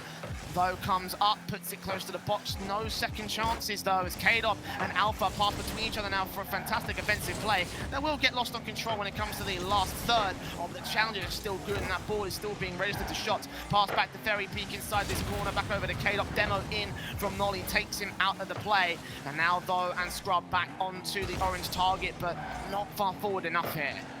No, and that ball just thrown away straight on into the control. Vitality. Big play style difference going on right now. I want to see Singularity keep it close to themselves, dribble it, go for those shadow plays. Where they're throwing it away right now, Jay, it's just straight into Vitality's hands. And if they have the ball, they're comfortable, they're fine. So you just got to try and play keep away from Vitality. I mean, easier said than done, don't get me wrong. But right now, you can see their natural passing between each other. Every single shot that's thrown towards Vitality net isn't threatening enough. Vitality look as calm as can be, and they're 3-0 up. What a launch. K-Dop beating out one player, just a simple double flick, beating out the first, and Though had no idea what to do from there. He couldn't react in time. That's a 3-0, and probably a game right now to the favor of Runner Vitality. Singularity struggled from the outset, and you know, a part of it was down to boost starving. We mentioned it in the mid part of that game. Oh, Scrub Killer might find a goal, not quite. We mentioned it in the mid part of that game, and you can see the numbers on your screens. I mean, like, Singularity just not enough to chase downfield, and now that they've got their hundreds, they're forced back into the offensive with an offensive chance being generated by Vitality. 20 seconds left, there's just no way. Oh, Alpha denied at the line here by Singularity, so they spare the embarrassment, but they will not be spared again. What's incredible there, though, is all three lads got into attack from Vitality, and yet still, when the ball got back to the midfield, Ferry Peak was already coming out of a zone goal. That's how quick Vitality rotate on back. They only need about 20 boost in the tank, Jay, to be able to get back so quickly. Said net because, of course, naturally, they're great at using their dodges to be able to substitute on in for that boost to rotate on back. But it's just how in sync Vitality are right now. Singularity can't even find a crack in the wall, can they? They can't, and that's the issue, you know, the fact that the team play is so well coordinated and the fact that they're so synergized between each other, like, there's no way you can crack that. And that's part of what makes Run of Vitality so great. That's part of what made them, probably what makes them actually, right now, probably the best team in the world at the moment. They are insanely coordinated right now. They are insanely in sync, and there's just no way that Singularity can find a way to break it, especially when they're boost starved, especially when they don't have as much ball possession. And now they're losing the field dominance as well. Everything is going against Singularity right now, and I mean, I don't want to say I called it, but that's kind of the worst case scenario for what I was expecting right now here. Yeah, this is that case of, you look at and you think Singularity with their run so far, having that aspect from the golden era of Vitality, they should be able to know how to counter Vitality. But even with that, they just cannot find the answer. And Vitality, I guess it's purely because, you know, in multiple stage tournaments, Vitality on that last day just somehow turn it up to 11, nay 12, and are just unbeatable. You think right now, Singularity, look, nothing to them. Singularity haven't even got a goal yet. It's been a tough slog so far in our 2-0. Nolly and Scrubkiller are going to try and change the narrative here, but at this moment they are unable to do much. 30 seconds in, they've got some scrappy offensive going. Low with an awkward challenge, just forces it out into Scrubkiller's position now. Got to try to beat out his former teammates in against 1 and 2. Oh, he carries it all the way! And that's the start of Singularity need in this game to set up the reverse sweep. So look, he gets the flip reset, but doesn't use it. His opponents expect him then to just launch it and net, but no, he just sits back, relaxes, I don't know, sips an iced tea or something, and just gets the goal. Singularity, for that to be their first goal, you know, I was going to hammer hard on that, being there, like, what on earth is going on with this team? For that to be their first goal is well and truly worthy of being the opener to Game 3 and Scrub's response to his previous team. Wow, what a good pinch there as well. But they've got to hold it because, yeah, they've only got an angered the beast here, Jay, and that's a problem in its own right. The defensive just baited to the right-hand side of the field. Nolly just couldn't do anything from there. Oh, that is such a peter out by comparison to their first play, you know? The fact that they got that shot, they followed it up with that kind of defensive, like, that's just not acceptable if you want to bring this reverse sweep together. And for Singularity, I don't think they can have it now. I mean, yes, it is only 1-1, so there could be an adjustment with plenty of time on the clock, but the way that they've contested against Vitality, it still looks so much more confident, even against that first shot in. 3 minutes to the clock, the play in from Though coming up off the backboard, K'd up to the ceiling and off the sideboard for Fairy Peak, control shot down into Alpha. Oh, just defended by Scrub, as he barely keeps Singularity alive. Scrub's the only one that's working defense fast enough here, though, and Nolly are brilliant in attack, but their defense needs to be picked up. You see that right there. Scrub single-handedly carrying the defense on his shoulders, and one man is not enough to keep out all three of the Lions from Vitality. Though a simple save there does connect with Nolly, which is great. They need to be able to finish this off. Instead, it's cleared down to their opponent's half, and then it's back into defense. Singularity just cannot transition fully. Alpha up, Nolly takes it over to the sideboard, bounce in the midfield line. Nolly teeing it up for a teammate, but Caleb's going to take that chance to insert himself in the line. Back to Fairy Peak to the backboard here. Caleb contesting from the corner, may set up for Alpha shots. Here he comes, puts it a bit too far wide, so Vitality a bit more scrappy on the quicker pace that they're bringing to the fold here, but still sending it up directly in front of that box and still getting dangerously close to the SNG net. K'd up off to the sideboard, Scrub and Alpha challenging to the back, trying to back pass into Fairy Peak. He leaves it. Fairy Peak controls off the crossbar behind the line, and Vitality back here on match points. and I was looking at boost levels throughout the entirety of that, Jay. Beforehand, K-Dot with that hit to keep the pressure going, did it with 0 up off the wall. Went back, everyone went, just picked up a 100 tank, and that was it. After that, they were set in stone. They're doing a 3-man play and getting it through. Vitality are no longer pressured. They, again, are just comfortable and pretty much free to do what they want on this pitch, and that is scary. The level of control they have above this ball right now, and it is, as you mentioned, you know, they just look like they have freedom to do whatever they like. And Singularity aren't played bad, are they? Like... No, they're not. They're absolutely not. You know, and that's the thing I was mentioning. You know, the fact that Vitality are consistently world class, and that's the main issue for any team that faces against them. Yes, Singularity have that potential and the playstyle that could beat out these guys, but it's not come to the fault today. And Vitality have not missed a single beat over the course of this one. Losing a single goal thanks to a solo play, but that's been about it. Look at Alpha. Look at Alpha, right on target for Nolly's save. Oh, the connection there from Alpha. Oh, K-Dot thought that was on target, just went into retreat instead of following through with the attack. This is finally an opportunity, but K-Dot is back fast enough. Good setup to Scrub. We'll keep it to the corner, but it needs to work into the middle. We'll find, though, that's a hammer of a hit behind the ball, and Scrub's going to be able to get the touch. Equalised out with 1 minute remaining. All right, we have a game on our hands once again, but can Singularity tip past the hurdle they need to take a lead above their opposition? 2-2. There is a time to the clock, 1 minute and 4 seconds to be more specific. And the kickoff already getting off to that orange half. Scrub Killer can't really find any offensive though. He's got to leave it to Nolly from this corner play, trying to beat out Caleb, set it up. Here comes Low with a chance to strike. 2 players challenging a double commit that works better for Renault Vitality. They make their way back to that blue half. Nolly from the corner, can't retake control. Alpha backed up, stalling for a moment. 48 points of boost. Scrub carries that all the way on, just off the crossbar by K-Dot. And kept out of the net, but still awkward positions being set up by Though. Nolly couldn't find the shot he needed. Scrub Killer will challenge from midfield control. He's out of boost. Gotta fall back, gotta leave him though to come forward. Good challenge from him. And controls in the air, beats out Fairy Peak, but Fairy Peak still gets a touch to rest into the hands of Alpha now. Scrub Killer challenged in the midfield, forced to fall back again.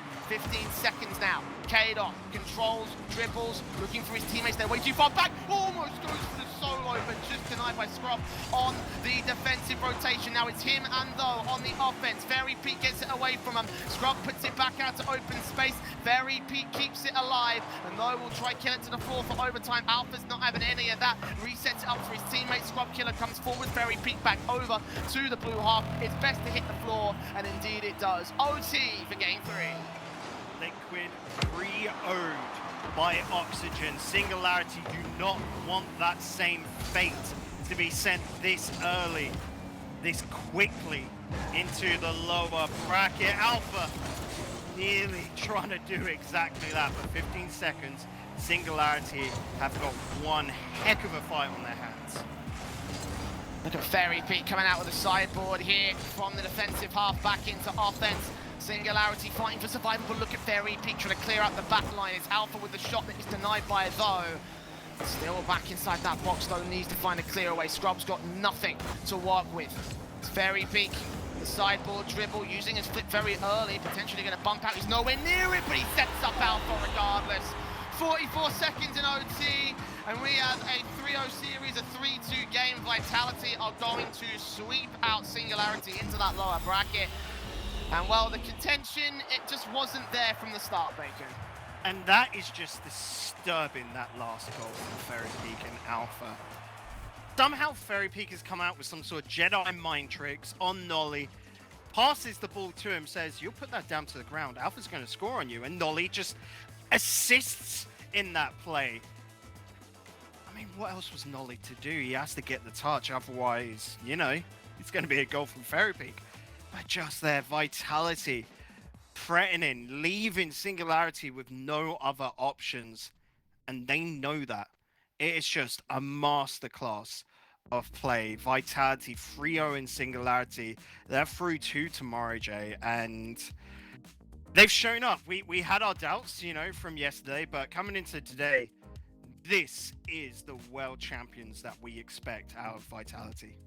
Absolutely, like they played lights out Rocket League right there, and even though it was a good attempt there from Singularity, they just couldn't quite find the playstyle they needed to take that victory away from them. It just didn't come to fruition. You know, they kind of got better and better as the series gone on, and maybe in a best of 7 context they may have found something, but to be honest, you know, it just felt like they were playing up against a team so well coordinated that there was just virtually no chance. And indeed for Vitality, they gave them no chance. They're through to day 2, and Singularity we have to play in the lower bracket a little bit later on today, and in fact we are switching to our lower bracket games as we go to a short break. We'll come back to break down the next one, which I believe may be Liquid versus BDS. So don't go anywhere. We're back after this very short break.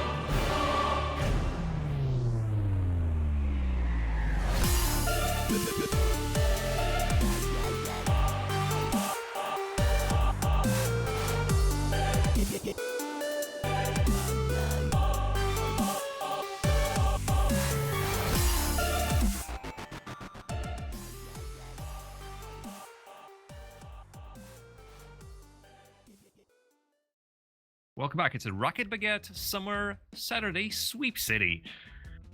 This was supposed to be your one-stop shop for all your Game 5 needs. Buy one, get one extra overtime drama game free, but today seemingly not the case. Jay and Bacon here with me. And Jay, we discussed this on the desk, said that Though is going to be the player, well, Though has excelled during the group stage, not only then, rather, on the qualification stage, not only kicked off during the group stage, and then Scrubkilla should have showed up right now in the playoffs, and he did. He was the only player on the side of Singularity who scored any goals in this matchup. What on earth has gone wrong for them? I mean, here's the thing, right? Like me and Bacon were saying, is that as a team, they weren't playing badly. And yes, Scrubkilla was standing up a head and shoulders above the rest of them. But at the end of the day, like, the main issue for them had nothing to do with individual play. It all came down to the team coordination of their opposition. Like, Vitality are known to be such an incredible team for a reason. And that is the reason right there. They played lights out together. Perfect synergy, perfect placement, perfect shots, perfect everything. It was just an incredible sight to see. And Bacon, well, for Renault Vitality, they still sort of eked it out. It was, I wouldn't call it 100% super convincing, although their goal scoring has increased, certainly. And their defense was as solid as ever. Is this a start of... Is this a performance that they can take with and go on further, or they still need to step up even more? Yeah, you said that's not convincing. That was incredibly convincing. Vitality were comfortable. It felt like they weren't even challenged, really. That's not to say they weren't, because, you know, Singularity, like we said, we're putting on a good game.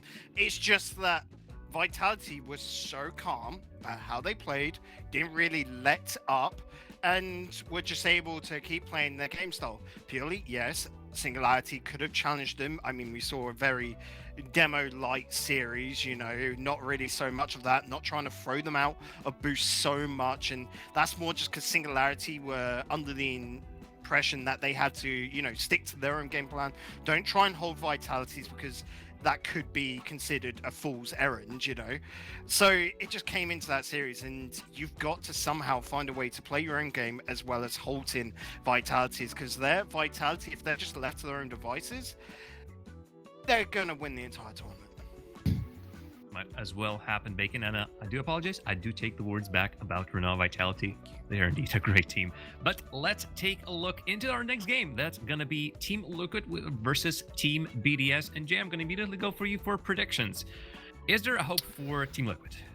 So I actually do think Team Liquid are going to hold this one. Like, yes, they were a bit awkward in that earlier series. I do realize that, you know, it wasn't exactly the best performance from them, but at the same time, like, you can't have this many talented players on a team and not have them succeed. And especially with BDS as well, who also didn't impress me when they were in their lower bracket games previously. That, you know, it was just a case that top blokes in their group impressed me even less, is really what it comes down to for BDS. So for me, like, Liquid are worlds apart compared to BDS. Like, maybe they could find their way in with a decent shout. Extra certainly is a capable entity, but just speed, fruity cooks here, pound for pound, it's a better team. I'm all Liquid. And it really needs to step up from what they've shown earlier today, but as a rematch, I think they're eager for that one. Bacon, are you sharing the sentiment of Jay? I'm sort of, yeah, on the fence. If Liquid play like they did earlier and not like they did during the group stages, they're going to absolutely flummox here. But BDS did only just scrape by in the group stages. We don't know how they're playing today. So I'm pretty much on the bench about this one, and I'll go out and say it. Realistically, Liquid, if they fix their problems from earlier today, they'll get the win. If not, it should be BDS's to take, because Monkey's just been so damn consistent. Ben, please remind me to take the fence away from Bacon. This is getting ridiculous. That's actually a really cool 50-50. logo. I like it. It is a cool logo. Looking at that is actually a perfectly fine logo. But let's see how that really goes on a field. Will Team Liquid get back into their form that we praised so much earlier? Will they get their revenge over Team BDS? Or we'll see what's going to happen. It's, of course, going to be Joessi and Boyoroyo, as a certain Team Liquid fan is currently in recovery after what he has just seen. Take it away. Well, Joessi, the fourth time Liquid BDS, you guys cannot get enough of each other. These guys are battling back and forth, but I think that's the follow me to the desk we're saying. Who have you got taking this one, Joessi? I think I'm already quite hated by all the Team Liquid fans, so I don't think I can get any other way without, you know, making it even worse. So I'm going to be Team Liquid on this one, Boyo. I'm also on the side of Team Liquid. I think BDS have a lot of capability and they could definitely pull this upset off. But I feel like Team Liquid, I think, if they can take it, as long as they don't play like they did earlier on, they will take this. And I think they will do better this time. They've had that warm-up game, they've realised the mistakes, and let's hope for a better match from them as we know how much better these guys can be. Yeah, and let's remind you that it is in fact a rematch. 3-2 in the group stage. It went into the favour of Team Liquid, and they were so strong there. It was Team BDS who could only find the goal off of the kickoffs. Besides that, they couldn't really find anything else, and Team Liquid just so strong, especially Fruity in that series. Kept on playing these disruptive type of games and just completely taking all the players on the side of BDS out, and it just made it so hard for them to play their game. But it wasn't that game. Monkey Moon not completely playing to the absolute highest level that we do expect from him, so if he can turn it up, there's still a big chance here for Team BDS. Come on, Game Moon on the attack already, trying to pass it down centre. Mark by 8, a good touch after the corner. Kuxer barely keeps that one out, but Mark by 8 trying to find that pass in. Etcher can rotate round, keep it going. Met by Kuxer, sent back. Monkey Moon got the boost to rush back to net. Mark by 8 out to the corner, trying to stop a play from happening. The ball lands the speed to the ceiling. Kuxer to follow, 50-50, not working out. Mark by 8 can get the clear away. In the first 90 seconds, scoreless at the moment. Liquid definitely been close to finding something with speed. The back wall, looking for the bump. The follow-up incoming. Kuxer a bit too slow. Monkey Moon trying to find a 2-1 more, but BDS stuck in their own half, getting plastered with shots. The defense holding out well. That was exactly how Team Liquid managed to get to front of Team BDS the last time these two teams faced off. The pressure from them just coming out constantly made it so hard for Team BDS to deal with. They really need to one up their slow place out of defense, because otherwise they're going to find themselves onto the pressure time and time again, and they'll have such a hard time against Team Liquid here. Dribble upfield. Monkey Moon looking for a pass. Not going to find it. Instead, the ball flies out to Fruity. Kuxer on the dribble. Men by Mark by 8. It's been trying to find a chance. The pass out to Kuxer, giving the opportunity. Liquid need over to Fruity. It will go. The shot, the double commit. Off the backboard. The follow-up's there. Speed to the backboard once again. Dropping down centre. No one there to follow Monkey Moon. Free rein upfield pass. Kuxer bumped in the process. No good to continue. And the best chance BDS have had in a counter-attack. Shut down. Liquid. So many opportunities, none scored upon. They've got to be a bit more clinical after they're shooting a lackluster at the moment. Plenty of shots, but just not good enough, not dangerous enough. Well, for sure, their shooting wasn't too great in the previous series either. It was a big crutch for them. They just couldn't find the goals. And right here, that tail just seems to be continuing, where Team Liquid has found the pressure. They find some decent opportunities, but not good enough. And on the other side, BDS not finding too much for themselves either. For them, I'm really looking forward to these team plays. There's been so many times where Extra just dropped it down towards the side, got on the cheeky pass to one of his teammates, which are so hard to defend. The Team Liquid was struggling against that last time around as well. The clock ticks by. 90 seconds left on the clock. A double commit once more. Mark by 8 trying to follow, looking for a bump as well. None will work. The BDS in the offensive half. Monkey Moon bringing it in centre. Mark by 8 too far away to pass back to Mark by 8 to continue to play. To the ceiling it will go. Dropping down Mark by 8 to the battle. Met by Fruity through the side. Monkey Moon another shot saved by speed. Nothing breaking through just yet, Joessi. And still BDS hunting for a goal. But to no avail. 1 minute left. And now the scoreline. Upfield, Kuxer will go hunting, trying to find this goal. They don't want to go overtime game 1. They want to take this lead already. Pass out centre, gets into no one but Mark by 8. Fruity charging in, out to the side. Kuxer upfield, past one, past another, out of the corner, cannot follow up. Find a second touch, Mark by 8. A free clear upfield, 40 seconds left. Now the scoreline remains. The Team Liquid not slowing down. No, they keep making chances. Maybe another one here.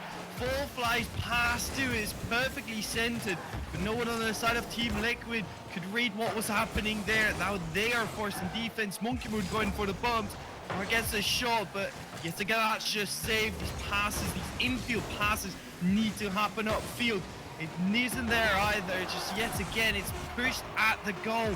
It's easily savable on either side. It makes it so hard for either time to find that first goal. Well, with a 0-second goal is scored just here. Overtime it will be. The ball up high, cleared out to the side by Speed and touching the ground. Game number 1, overtime already. Team Liquid BDS so evenly matched. I like it because he went all the way down to game 5 in that previous matchup between these two teams, and it's looking like they are still at approximately the same level. We get an overtime in this game. 1 extra goes for the 50%. Almost getting it past all of Team Liquid, but Speed was just there in time. It's just so impressive this whole tournament long. A great attempt from him just there, but now it's Kuxer upfield himself, looking for the pass to Fruity, not going to work out. Speed needs to rush back. Monkeyman's shot sent to the backboard. Extra leader up by 8, beat by Fruity. He's got the boost, trying to follow Kuxer to the backboard. Clear out to the side. Pressure remains. Speed having to back off now. A counter attack possible for BDS. As Extra round the corner, bumped in the process, cleared away by Kuxer. It's back and forth, ping pong motion. A chance now. And the ball flies upfield. Monkeyman waiting on the backboard, ready for the clear away. 1 minute overtime now. And now the scoreline will remain. And it's such a close one here, Boyo. That's a very good 50 though on the side of Speed, Mark. And to push himself to the absolute limits, to be able to save that one.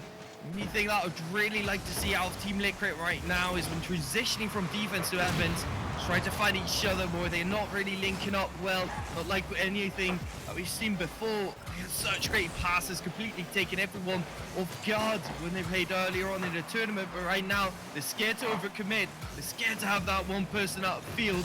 And it makes it so that they can't really play their own game plan. Mark by 8. Speed getting bumped. Speed getting bumped all through. What a recovery.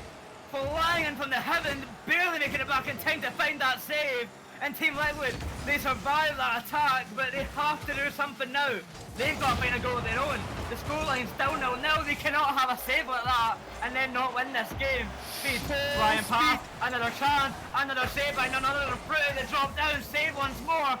BDS, an onslaught of an attack, but nothing going in. Now putting up through the Kuxer, last to the corner. At a time for Team Liquid, recuperate, get some boost, get in position, and BDS not slowing down. It's another ball upfield, met by Fruity. Clear out to the side, Speed trying to take control, pass out, met by none other than Kuxer. 2 minutes and 20 seconds of overtime now. Still a goal not scored. 7 whole minutes of game time, a goal being scored. And who will find the first? BDS so close, but Team Liquid, the defense being impeccable at times, but they've got to do that same prowess on offense. They've got to show their ability. As at the moment, BDS walking all over them on attack. They are there, they are shooting, and eventually they are going to score.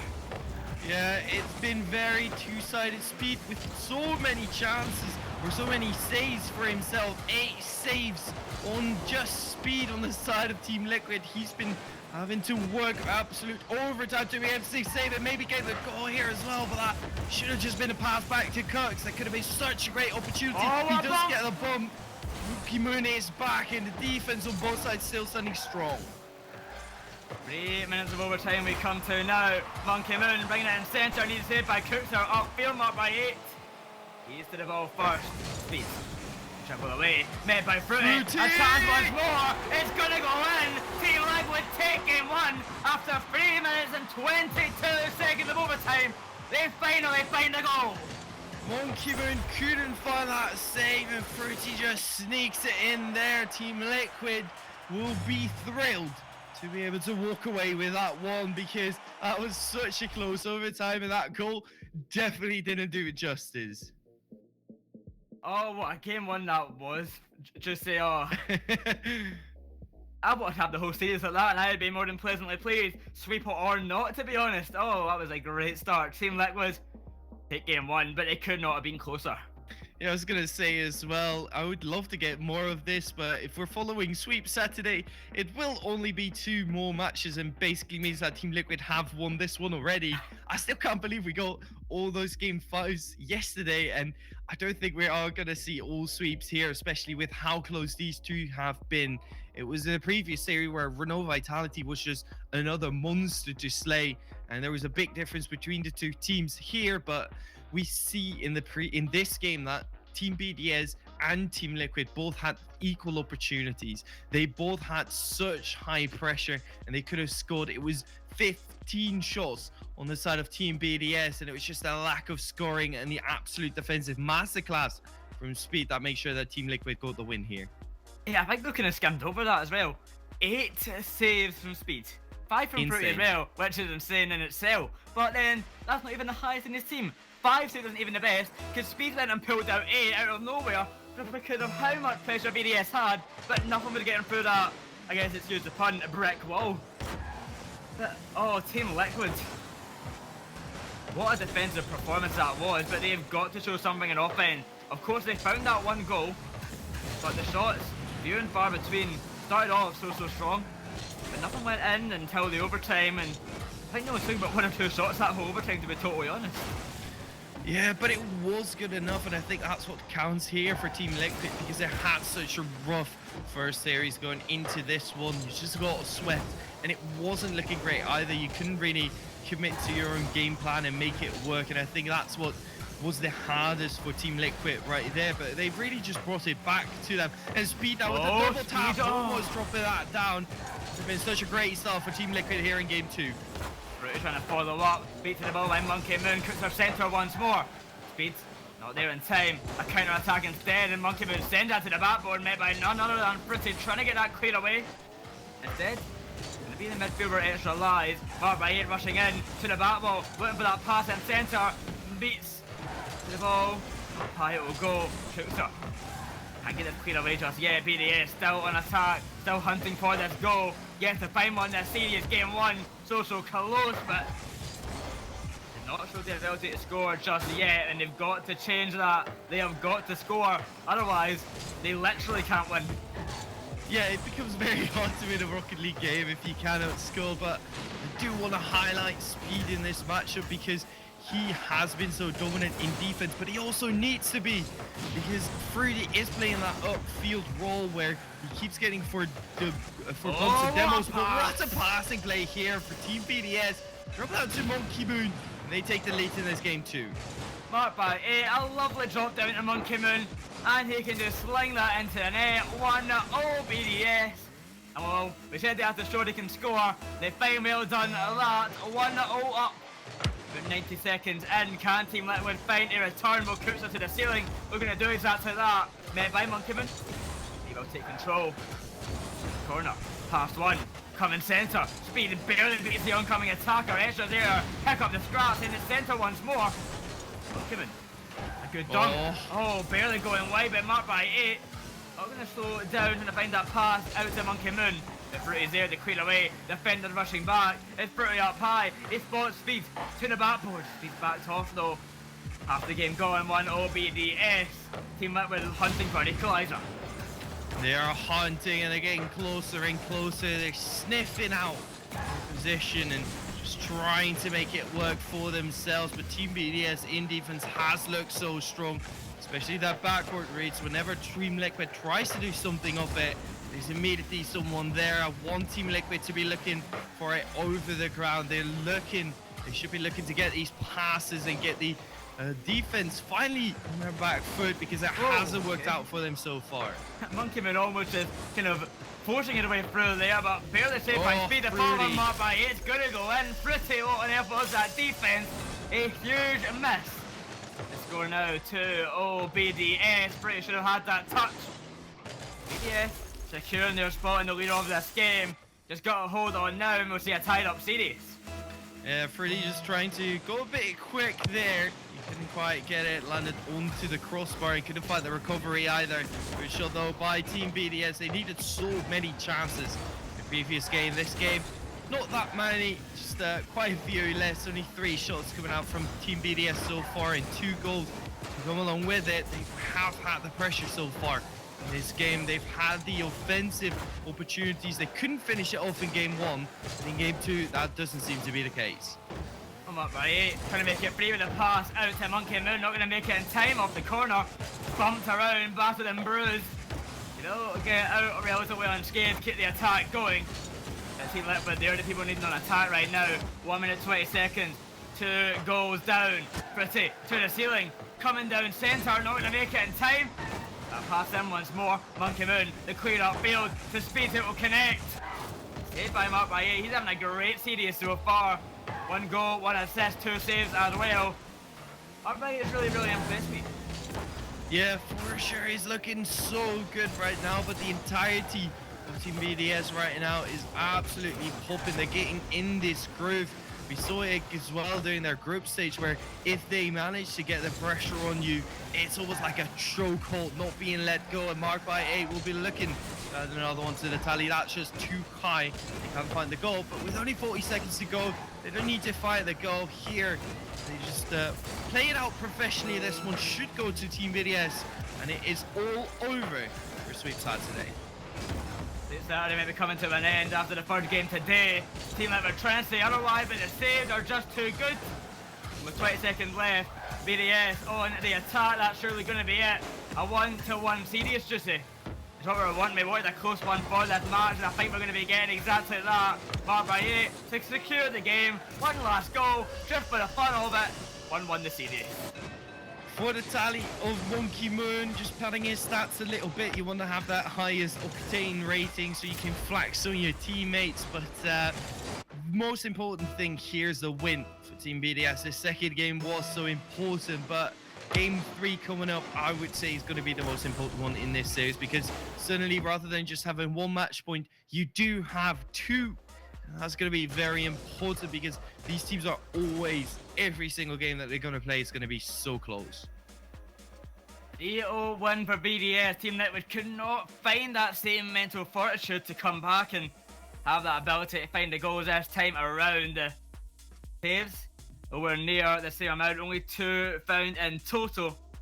And shots coming through and far in between for both sides. 6 for Team Liquid, 5 for Team BDS, but thanks to that change, the defense was so good game 1, but where has it gone? Well, you can't rely on your defense either, but I really think Monkey Moon's just stepped it up. The guy's got more ball touches than Cuxer and Fruity combined.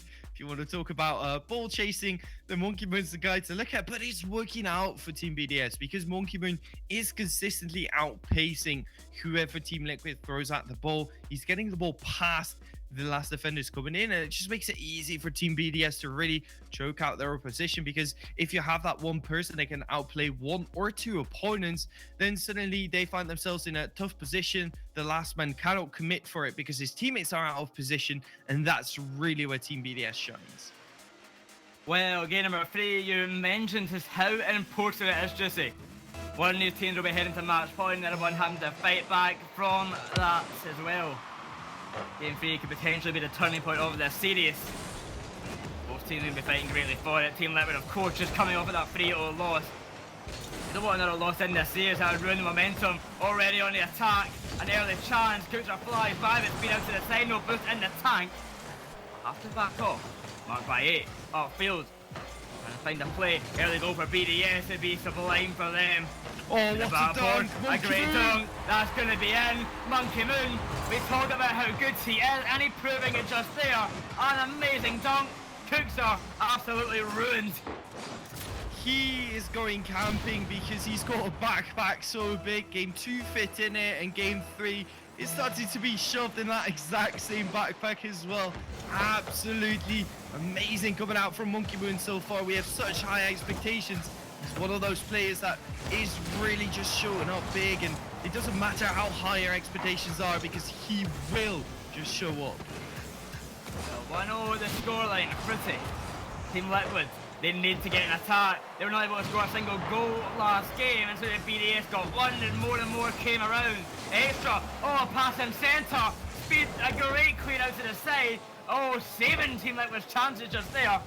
But they've got to do something on offense. I can't stress this enough. They've got to get an attack. They've got to find a goal. Otherwise, they're going to face a similar defeat to game number 2. Marked by 8, a flick upfield. When they extend this lead to 2. Pretty waiting in the corner. Out to Kuchar, it will go. Oh, no. That is basically the entire series just summed up.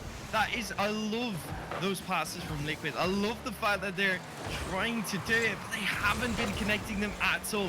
During the highlight reel, so many of these plays just popped off and they worked out perfectly right here. It didn't work for Liquid, and it hasn't been all series. Cooks here does get that save though. But on this side of Team BDS, they're just linking up much better. Prissy. Off the sidewall, Monkey Moon, the drop it down, speed to the corner once again, another touch possible, but Prix can get the catch, that's a shot, that's a goal, 1 apiece Liquid Tire. Oh my lord, Fruity, that is nasty. Get extra with the fake and then flicks it past as well. Oh, got so close to the save, couldn't get it, and all the energy that Twitch has given to Fruity's really working wonders right now. Yeah, making a difference right here for Team Liquid. Upfield they will advance once more, Cooks out to the corner, low boost in the tank and up follow up in time, Monkey Moon. Open that ball out, upfield, extra get a demo on Fruity. That's dangerous now for the Team Liquid side, a lovely pass down and when he got a follow up in time, speed is there for the clear away. Fruity, trying to get it past back by 8. Speed rushing through, find the demo, Monkey Moon now, to the sidewall. Trying to force attack, trying to make this lead back in BDS's favour, but Team Liquid cooks it up. The drop down to Fruity, that's a shot off the crossbar, barely missing out. Oh, Team Liquid so close, but not there yet. From hero to almost the 0 there, Fruity. That should have been a goal, but it couldn't quite find it. It's the best opportunity that Liquid has had all game. Couldn't quite convert it into a goal either. Mark now get the shots on the other side and the pressure mounting for Team BDS, but the defense from Team Liquid has been much better. They're keeping the ball closer, they're making sure that they're just dribbling it out of defense so that you don't just get Team BDS knocking at your door till it breaks. Hit by speed. Off the ceiling, Cooks through upfield, sends that to the back ball, a little bit of pass in centre, not going to work out. Extra upfield, 0 boost in the tank, they drop down over the speed. Oh, so close, but beat my Monkey Moon, the goal coming centre once more. Ready for an attack. It's Britain, he can see Cookser, and he sees a chance. The shot, nowhere near finding the net instead. So to the ceiling, because they're falling out of the park in general. 1-1, the scoreline similar to game number 1 now. We get another overtime, just saying. Would it be another long one, just like we've seen earlier?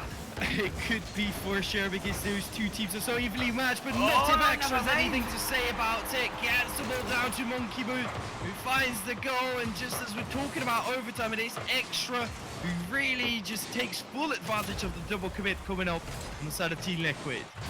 Extra just pulls out the incoming defenders and an easy shot for Monkey Moon. It's Team BDS 2-1 up, the lead back in their favour, 1 minute left. Team Liquid, they don't want to face match point, they've got to come back now. They've had 2 losses to Team BDS in the last few tournaments, 1 win as well. They do not want to make that 3-1, but 3-1 now the scoreline in this game, and oh, it's looking dire for Team Liquid. They've got to change something around for game 4. Dire for sure, because Extra almost getting a nutsy ceiling shot. Marked by 8, luckily, is that right there. He needs to be finishing that goal off, and Team BDS taking a very good lead for them here in this game 3. Freddy almost finding yet another one. Cooks who tries to find it as well, but the shooting has been subpar so far on the side of Team Liquid. These shots that you just expect to find the back of the net have been slightly wide. Come in. To the side, I'm up by 8 lies. Cooked through upfield, made by Extra, the clear upfield, and just running down the clock, 30 seconds left. Team Liquid. Well, good luck in game number 4, you're going to need it. BDS are putting on a show. Monkey Moon and Extra, of course, up front, and marked by 8 as well, all impressing me. Team Liquid, I won't have that same feeling of impression, you guys, but 4 flies in, Monkey Moon. Just showing why BDS are winning this series. Oh, for sure, such a tight angle, and he's been man of the match so far. Monkey Moon is in the position that he needs to be in, grabbing goal after goal.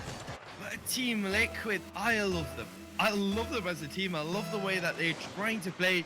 But right now, as weird as it just seems like it's their mechanics letting them down. It's the shooting that isn't good enough.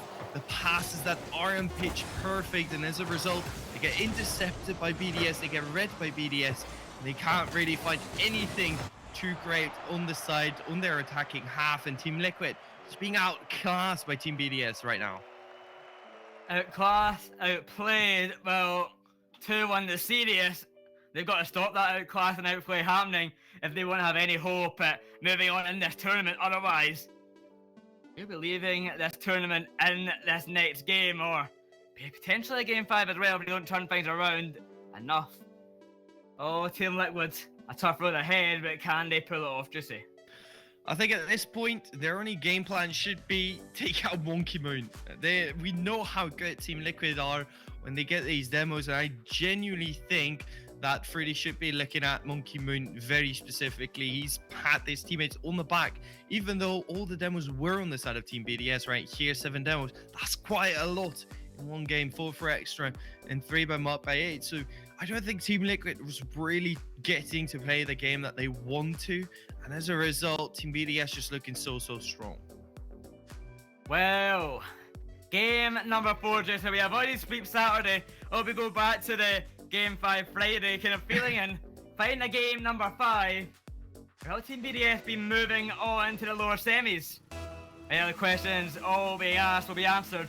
Potentially this game right here, Team Liquid, BDS, game number 4, potentially our last of the series. Team Liquid have got to turn things around. BDS looking very strong. This is their last chance.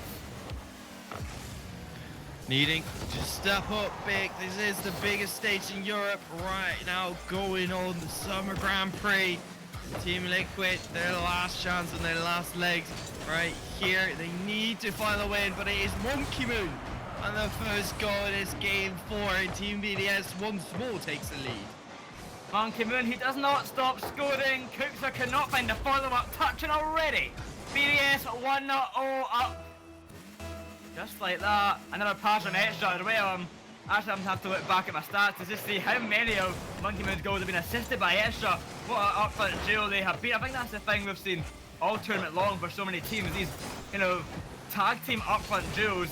The Eternal Oxygen of, Joessi and Astro, Barcelona, Itachi and Ronike, and now BDS, extra Monkey Moon. These duos up front, just showing how good they are when they have this team cohesion under their belt, and they're just playing well, to be totally blunt about it. 1-0 BDS, another chance right there, coming centre, saved by Fruity, marked by it shot fairly wide, and Fruity will find the save on Monkey Moons. Team Liquid, 1 minute in, 1-0 down, they've got to get an attack, and then Monkey Moon, an attack of his own, fakes out 1, marked by 8, keep the play going, bring it in centre, a chance up high, chance for Monkey Moon out to the side, trying to find another goal. They're not slowing down. BDS plunging the Liquid defender, shots after shot after shots. They're just going to have to face it and eventually try and get a counter-attack going. Oh, what a passing play, yeah, Team come on. BDS! Welcome back to competitive Rocket League. We've been wondering where they went after the Euro Cup 10K, but they're back. That's such a great passing play right there. Between Mark by 8, Monkey Moon finishing it off. Who else? And Liquid in absolute shambles. 2-0 now for Team BDS. And we've been talking about Liquid and just saying how well their passing's been, how often they're looking for passes, and it's one of the best things about them. But BDS have said, no, shut up, this is how you do a good passing play, we'll teach you. And that's exactly what they've done. 2-0 BDS, 3 minutes left. Liquid have got to get a move on speed, up for the ball, to the back ball, it will go, the follow-up, the drop down, extra cannot be a touch in time. Cookser, too slow, Monkey Moon to the ceiling, marked by 8, they're going to take his time, Speeder rushing in, a good 50-50, marked by 8, a good read. And Team Liquid, not looking good, time running out, that might be another, off the crossbar, bouncing out, 2-0 the scoreline. Team Liquid, oh no, this is not a good game for them. They are genuinely very lucky that they're only down 2 at this point. We're halfway past the game, and 2 goals only on the side of Team BDS where it could have been more. So much struggles for Team Liquid. The defense is alright, but they're not able to get out of defense at all right now. Oh, centre back where speed will lie. Fruity out to the midfield. Monkey Moon just upfield once more, shutting down the play. 2 minutes on the clock. 2 goals needed just to tie things up. Like when he won, then goal a minute, certainly possible, but how BDS are looking very unlikely at the moment. Speed cannot get it past Monkey Moon. That's a pass down to Mark by A, not working out, but the pressure is all they need to have Just blast shots in it. Run down the court, don't give Liquid a chance, and so BDS is serious. Monkeyman. Over 1. The floor prints a 10 not working out. Coutser and Fruity not even playing with their eyes open anymore, just flipping past the ball. 90 seconds left, and Team Liquid, what on earth are you doing? I just waved my hand so hard and nearly knocked over the screen behind me, because what's happening on the side of Team Liquid, the chemistry that was there early on in the tournament just completely seems to be gone. You can't find these passes, they're just flying past the ball. And it is Team BDS, yes, they're looking good. It's more that Team Liquid is not looking anything like the team that we saw perform a few days ago. We talked so much about how this team's better than we're seeing in the group stage. This team can do such great things, and I still stand by that. But they're not showing us it right now. And why are we not seeing this great Liquid? This is their last life, their last chance. And with 50 seconds left, they're trailing by 2. They are bound to be out of this tournament now. Unless they throw a medical. Pretty, when they start that medical, but save once again. Nothing getting past. Monkey Moon, some great defense right there. Speed coming in centre, a clear by Extra, Fruity passing down to Coutser, met by Monkey Moon. 30 seconds left, and just still, there's nothing from Team Liquid. It's been a whole lot of nothing from them this series. Since game 1, what on earth have they done? BDS, a great performance, I cannot take away that credit, but Liquid I expected so much better. This is going to be the end of the road, Joessi. It surely seems like it, unless Cooksy can find it here, but that's saved away from Extra as well. We're down to 10 seconds, only 10 more. 10 more, and it's all over Team Liquid. Cooksy can't find it away either. It doesn't go in, but it is an L for Team Liquid here, Boyer. Well, an L for Team Liquid means BDS. They move on to the lower semi-finals, and who will they be facing, Joessi? We'll be finding that out later on. With that said, Team Liquid, an amazing group stage performance. They look so good, but they falter for a third time to Team BDS. It seems like their Team Liquid kryptonite at this stage.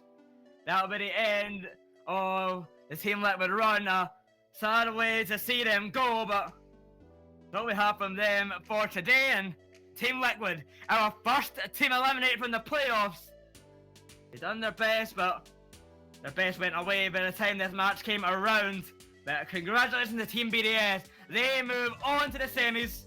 The lower semi-finals that is. And who will they be facing, Joessi? Well, it'll be Team Singularity or Barcelona. That match will be coming up next. So be sure to stick around. A great match. I don't know what way to put that one, but we'll discuss that later on the desk. We'll see you after the break.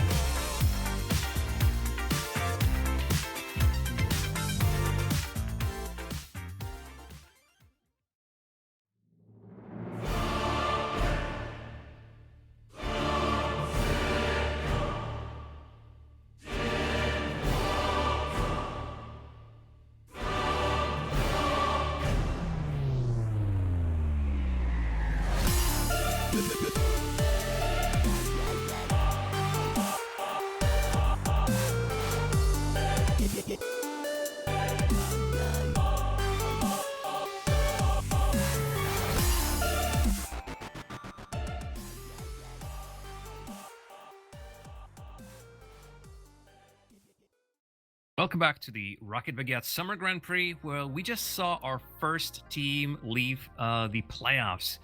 Team Singularity, from rags to riches, back to rags. Boyoroyo and Joessi here, who have seen the match firsthand. It wasn't a 3-0, so the sweep city is now cancelled. But honestly, that first game with 15 shots from BDS and an overtime, it almost felt like it could have as easily been 3-0. What are your thoughts on this game as at this point? Honestly, sorry, I'm still so distraught for Dan. He's there somewhere in the back. I can hear him weep.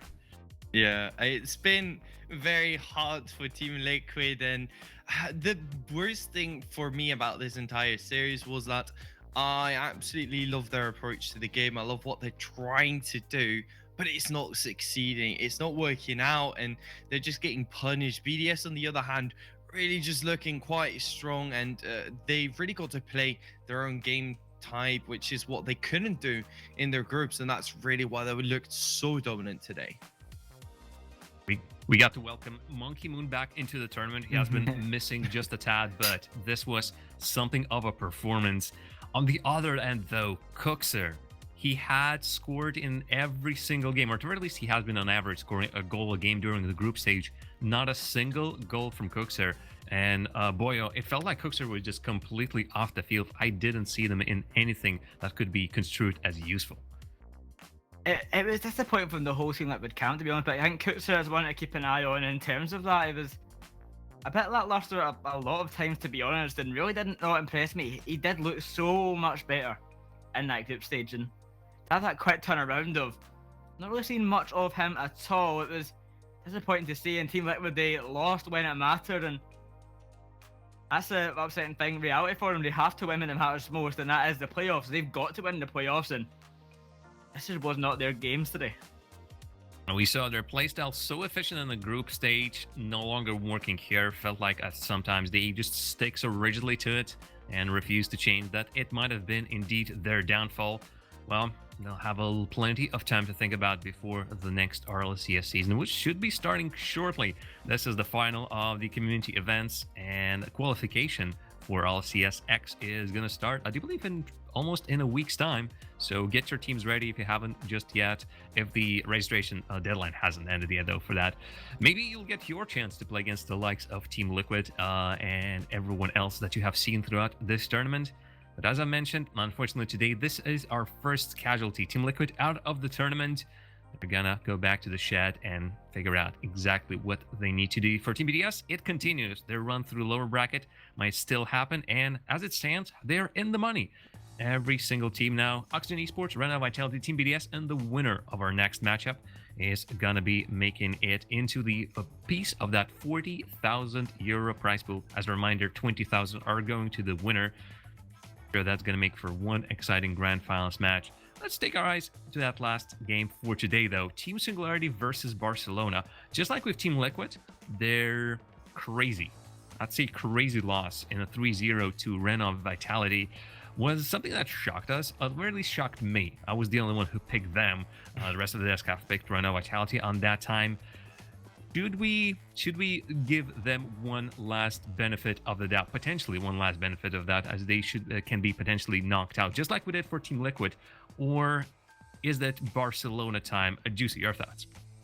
I mean, I'm gonna go with Barcelona in this one, and it has got to do with a previous series that we saw from them. They were near invisible against Renault Vitality, but it was also because Renault Vitality are finally back at the level that we do expect from them. We want them to always be the best, and that's the exact team that showed up in that series, and it just made it against Singularity. I think Bacon said it, where if that was any other team that Singularity was facing, they would definitely have had at least 2 games, if not won the series, but that was against Renault Vitality. But I do feel like Itachi has been such a key member on FC Barcelona, and I feel like throughout the entire tournament, it's always been one player that's making the difference in these teams, that really stepping up big, and it has been FC Barcelona. It has been Itachi on FC Barcelona. But on the other side, on Team Singularity, yes, they're all performing, but no one's really stepping up that extra mile. We have seen a little bit of Scrub Killer today, but it was obviously not enough, and the rest of the team has disappeared. And as a counterpoint to that as well, Joessi, we have expected a performance from Team Liquid. We have respective performance from Team Singularity based on what we've seen from them during the group stage, and those expectations were not met. Could it possible that we're betting too much on FC Barcelona right now? We're hoping that Itachi is going to show up, and then he will not, I suppose.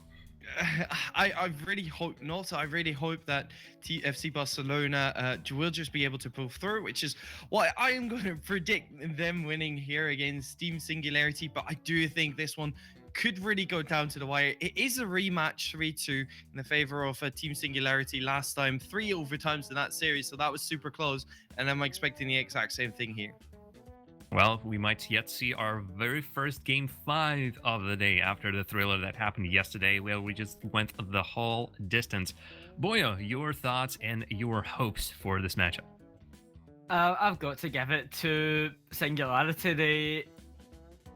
I think, against Vitality, they may have got 3 O's, but they didn't look bad. They still looked really, really good. And I think I still have that question mark with Barcelona. You know, they were really good at the start of the group, but then lost oxygen near the end. So I'm still a bit question marks with this side, but I think Team Singularity, if they were against any other team for that winner's semi match, they would have won it.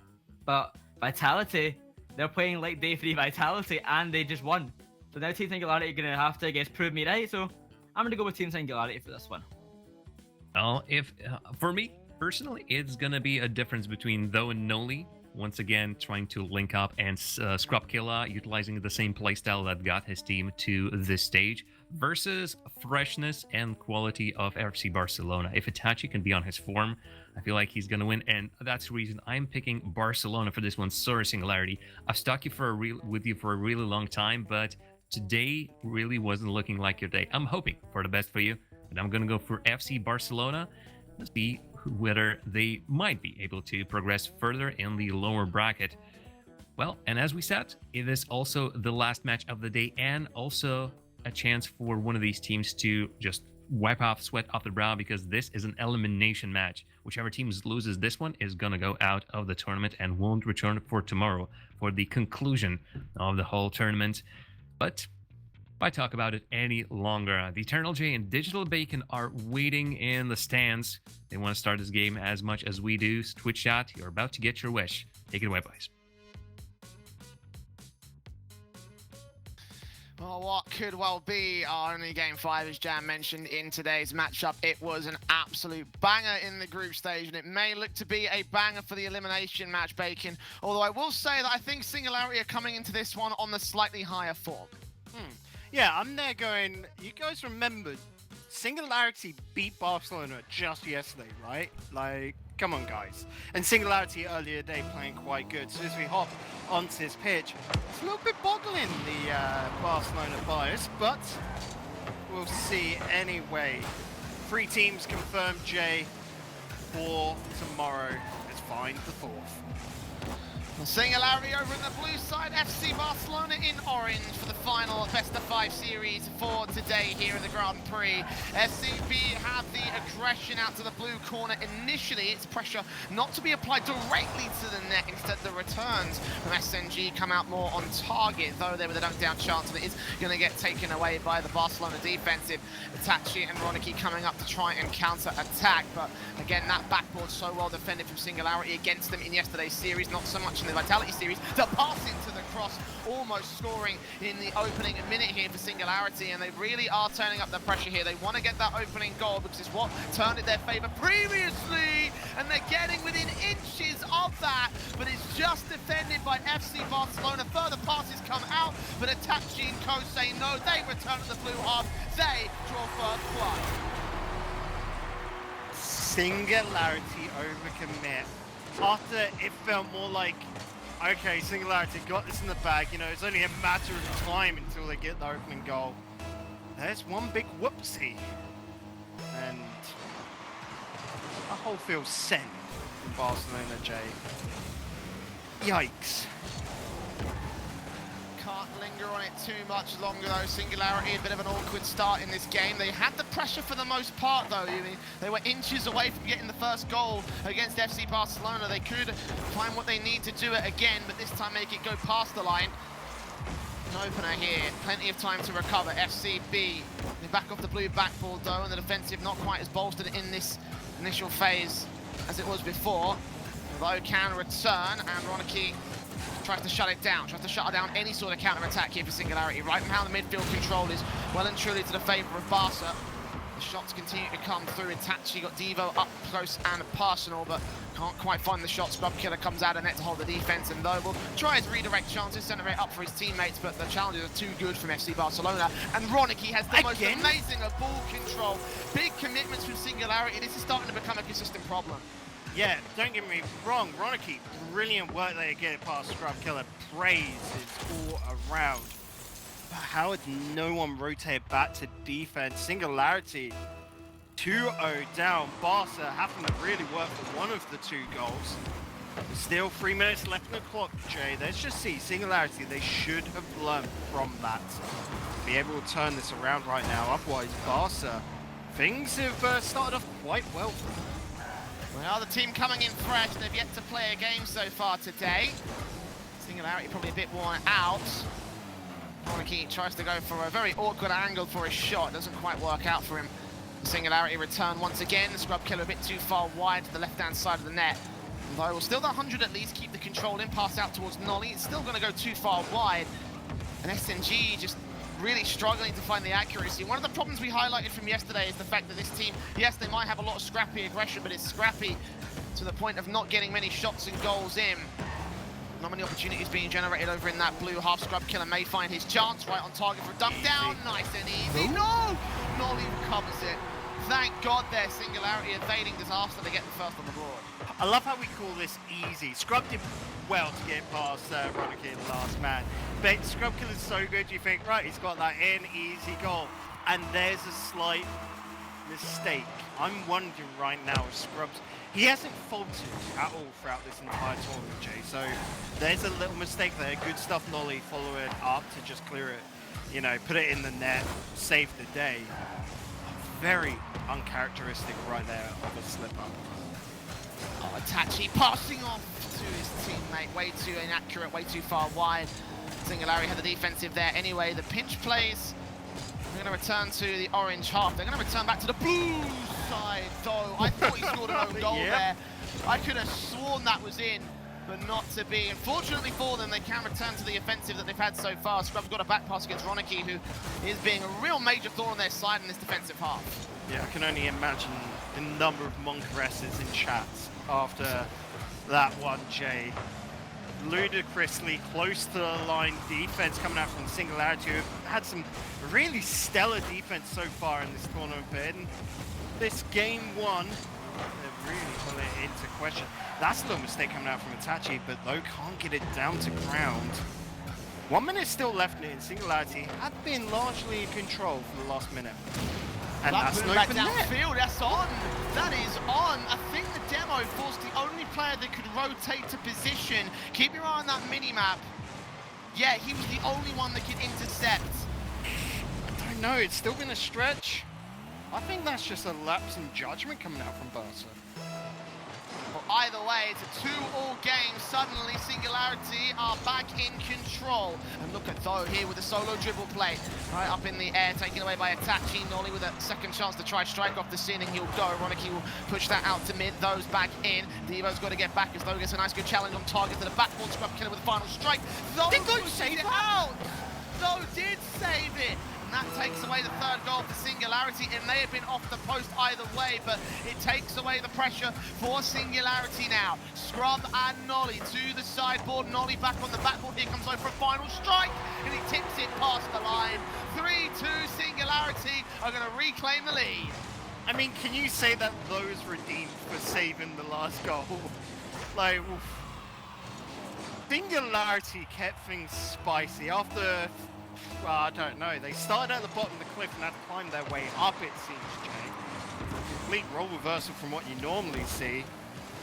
Singularity really have to pull them back in. I think that's a rude awakening for this game one. Shot out to the right side, 6 seconds left. FC Barcelona have the 2-0 lead, but they're back on the back foot in what seems to be a game one goal in the favour of the opposition, especially as they couldn't maintain ball control and Singularity. Score game one. If that doesn't set the pace, mate, I don't know what will. A fantastic turnaround from Singularity when you thought, hey, they're going to be losing game one from basically the half-time-ish marker. A 3-2 game to start here. Yeah, an interesting little look at the stats here, Jay, and just notice Scrub, the only lad with a save, well, 2 of them anyway, to his name. Though and Nolly working very heavily off the backboard, and a lot of those wide shots, Scrub the only one to dart across the net. But an interesting fact is, on the opposite end of the field, only 6 shots put on from Barca. Normally, you would expect more, wouldn't you? They were able to do a good job with their save counts. You can see how different the spread is over on the saves. And some of those were inaccurate there from Singularity, so, you know, like it wasn't like a one-to-one shot save conversion for FC Barcelona. Singularity, again, a little bit scrappy, a little bit inaccurate, and they're causing them a number of issues on that offensive half, but they do manage to find what they need to turn that 3-2 to their favor. And credit to them for it, because when they looked good, they looked real damn good. They definitely did. So going into game 2, Jay, got to ask that question. What do you expect for this one? Do you think Barca's going to be able to turn around, buddy, or Singularity, now that they've picked it up, you know, it's a slow start, but the engine is revving, they're just going to be able to run with this? Could we even get maybe another sweep, you think? Nah, I'm still on board the Singularity side. I think they're still going to win this one. Maybe FC Barcelona might score a game or 2, but I still think SNG will have what it takes. I'm of course hoping for that game 5. I'm still definitely excited for that much. We've seen that coming out from them previously yesterday. Let's see if they can bring it out to the fold today, but it's not the best of starts for FCB here in game 2. A couple of awkward sort of positions there. The generated start going in the favour of Singularity. The midfield control, and now the offensive can take hold. Itachi's got to get off the ceiling, leave this for Devo to return back downfield. Lowe's just trying to take it away from FCB, just trying to throw the ball into awkward positions so they can't set up for a centered shot. Itachi off the steering, and Scrub Killer will get to that ball to receive the challenge in time. Awkward back pass from Devo. And it is wide enough to the point where Singularity, again, just can't get too aggressive in this one, so have to fall back and play in the back half here. Bit of a game of ping-pong coming through from both sides. Well, if you're playing along to cast the chat bingo, you might be able to scratch the ping-pong off of your card. If FC Barcelona take this, and it will essentially just be a best-of-3 bacon, you know? Hey, there we go. That's 2. Wonder who is going to be shouting bingo in chat first. Definitely going to keep eagle-eyed for that. But looking at the rest of this, you're right. It has slowed down. That's just coming down straight to Barcelona, not wanting to overextend once again, Jay. They're looking to just send one man into attack, looking to start to get hold of that midfield and just do a few pressure plays. They're being cautious of their opponents. Oh. Nice pass, a very fast ball going onto the crossbar, but not so much further than that. The pass infield from Ronicky to no man's land. There's no player that can really receive that. Nolly puts that away from Scrub's position. He's going to get challenged by Ronicky here in the defensive half now. Itachi pass into Ronicky. That's a good strike. Oh, Nolly just gets there in time. But for a moment, you would have thought that he would have missed out with that save. Singularity trying to continue the pressure that got them so far in game 1, and in the 3-minute marker, no goals have been scored, so no early advantage, no 2-0 for FC Barcelona at this time. Still just playing around the ball control, beating out players to the defensive, but there's always someone there to take a challenge. There is indeed, and this is a great little run. Ronicky popping that in the air, well kept out by though. Scrub Killer to him, that's past Evo, Itachi the last man back. But notice, I'm very confident in Barcelona's build-up plays right now. They're starting to use each other and bringing a second man in close to be able to follow up, which is really nice. They've got good reads over Singularity. They're being, in general, just very successful. The problem is that finish still not there for Barca. We continue to return to the box here, though, takes it back. Ronicky into Devo, but Devo gets challenged again. Unable to set up for what would have been a dangerous shot if he found it. It's Nolly over to the orange half, and Scrub passing over to the corner now, again to no player to his teammates. Itachi centering up for a teammate to take a shot down centre, but again, it's not going to be received right now. It's a play back in for Scrub Killer, and Devo backflipped his card to try and adjust for it, but he couldn't connect on the touch. It's a first score by Singularity. Oh, you feel bad for Devo there, just too slow on the reactions, and he is wicked fast as well. Grub, what a great shot that was. The placement, absolutely perfect up towards the top left. Singularity take the first and possibly only goal in this game too. I expect to see another at least. It is such close margins right now, Jay. Absolutely, single goal differentials coming in. Both the end of that last game and here for the start of this one. And Tachi playing in, just couldn't get his redirective touch, and they are struggling to try and find the positioning here for FC Barcelona. Singularity, meanwhile they're picking up the pace, they're ramping up the pressure.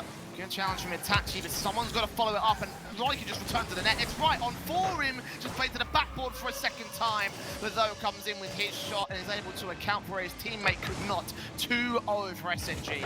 And this is where SNG are playing better than they were yesterday, where they've got that second man now up really close. Notes on the map as well, bottom left there, the lad all the way back.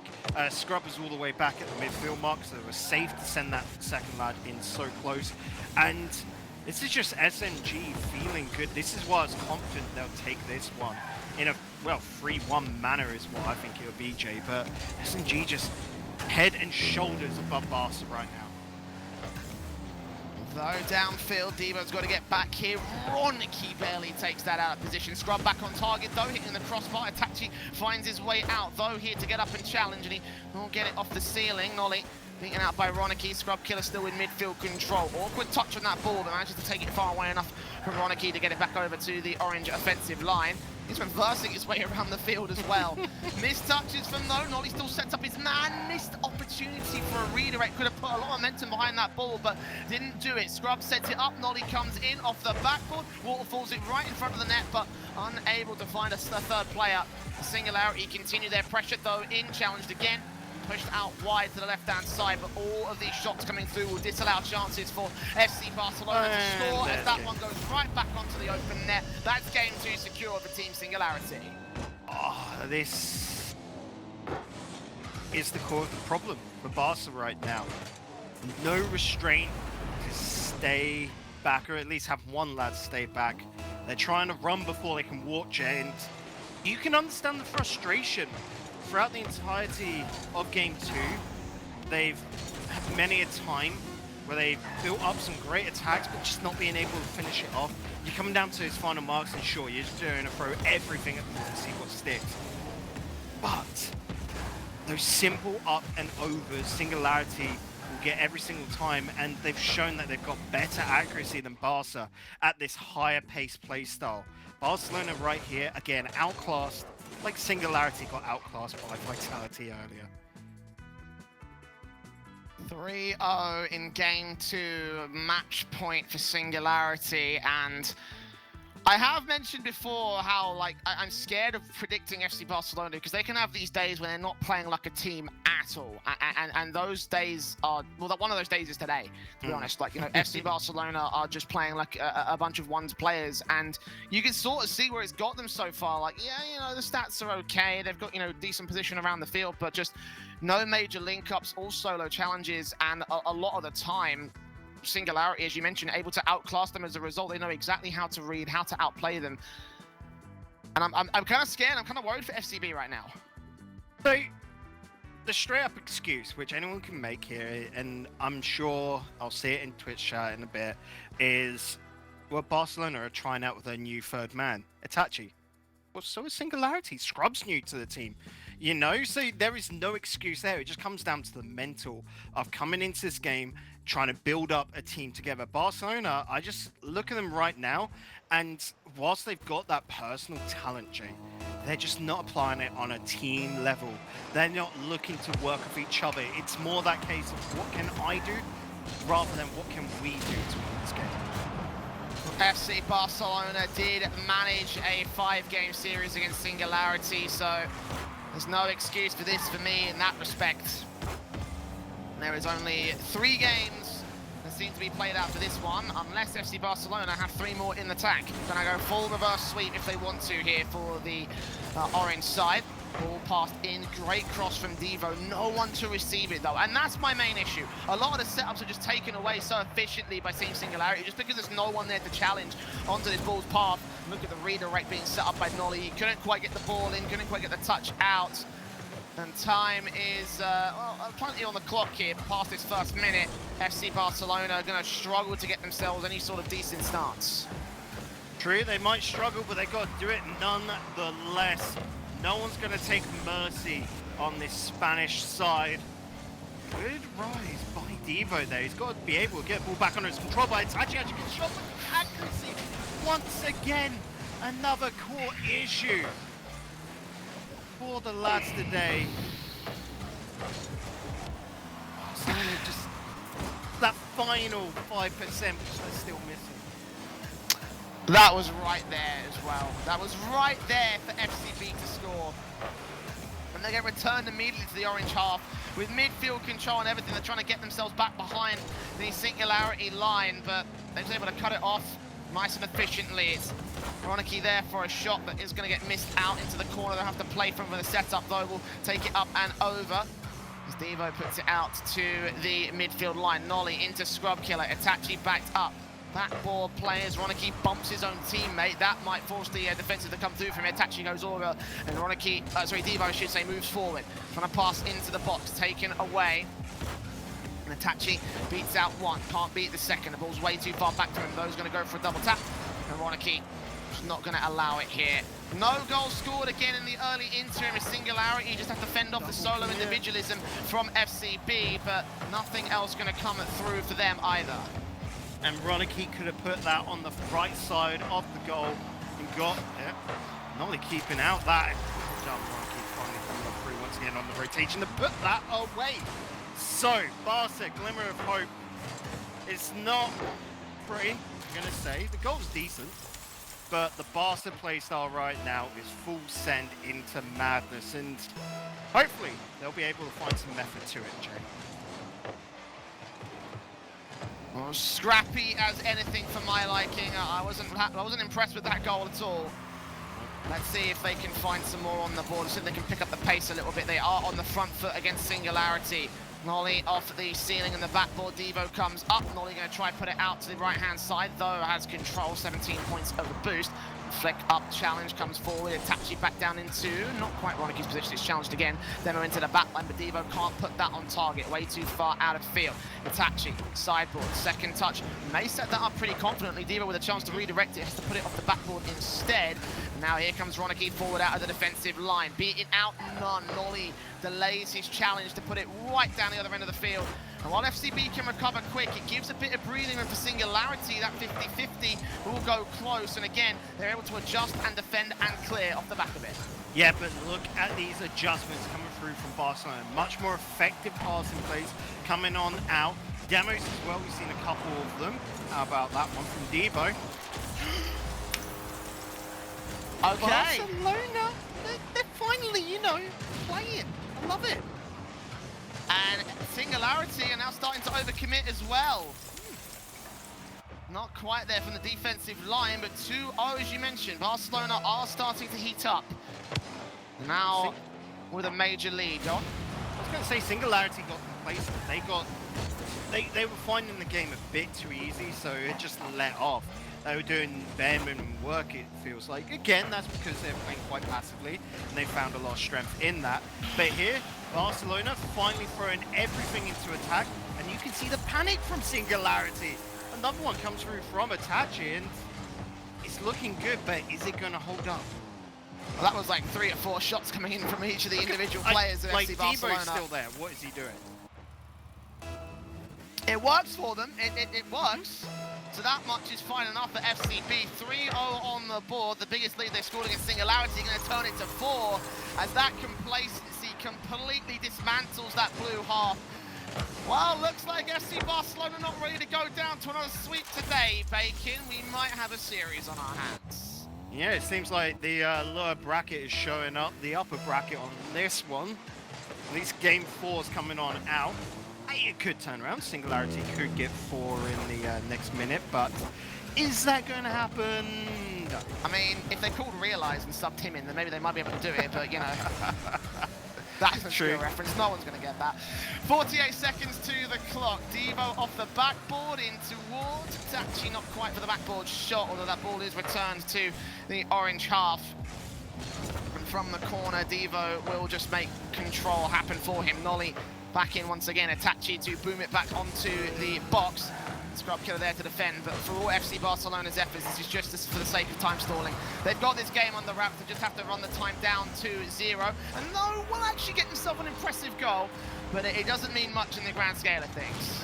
Yeah, this is a weird one, of course. You got the demo downfield, Low getting up in the air, just being out everyone from Barcelona with that quick rotation, showing that Barca still has that little problem of overcommitting downfield on their pressure line, where they do leave that third man right in that midfield line, so you can get an up and over, but I don't think that's going to show anything new going into Game 4 for Singularity to pick apart. I think it's just the fact of when it got 3-0, Singularity gave up and just were like, fine, we'll chill, just go into Game 4 and finally pick it back up, because you notice in the last minute and a half, Lovely. Singularity ain't looked like a team, but Barcelona finally picking it up.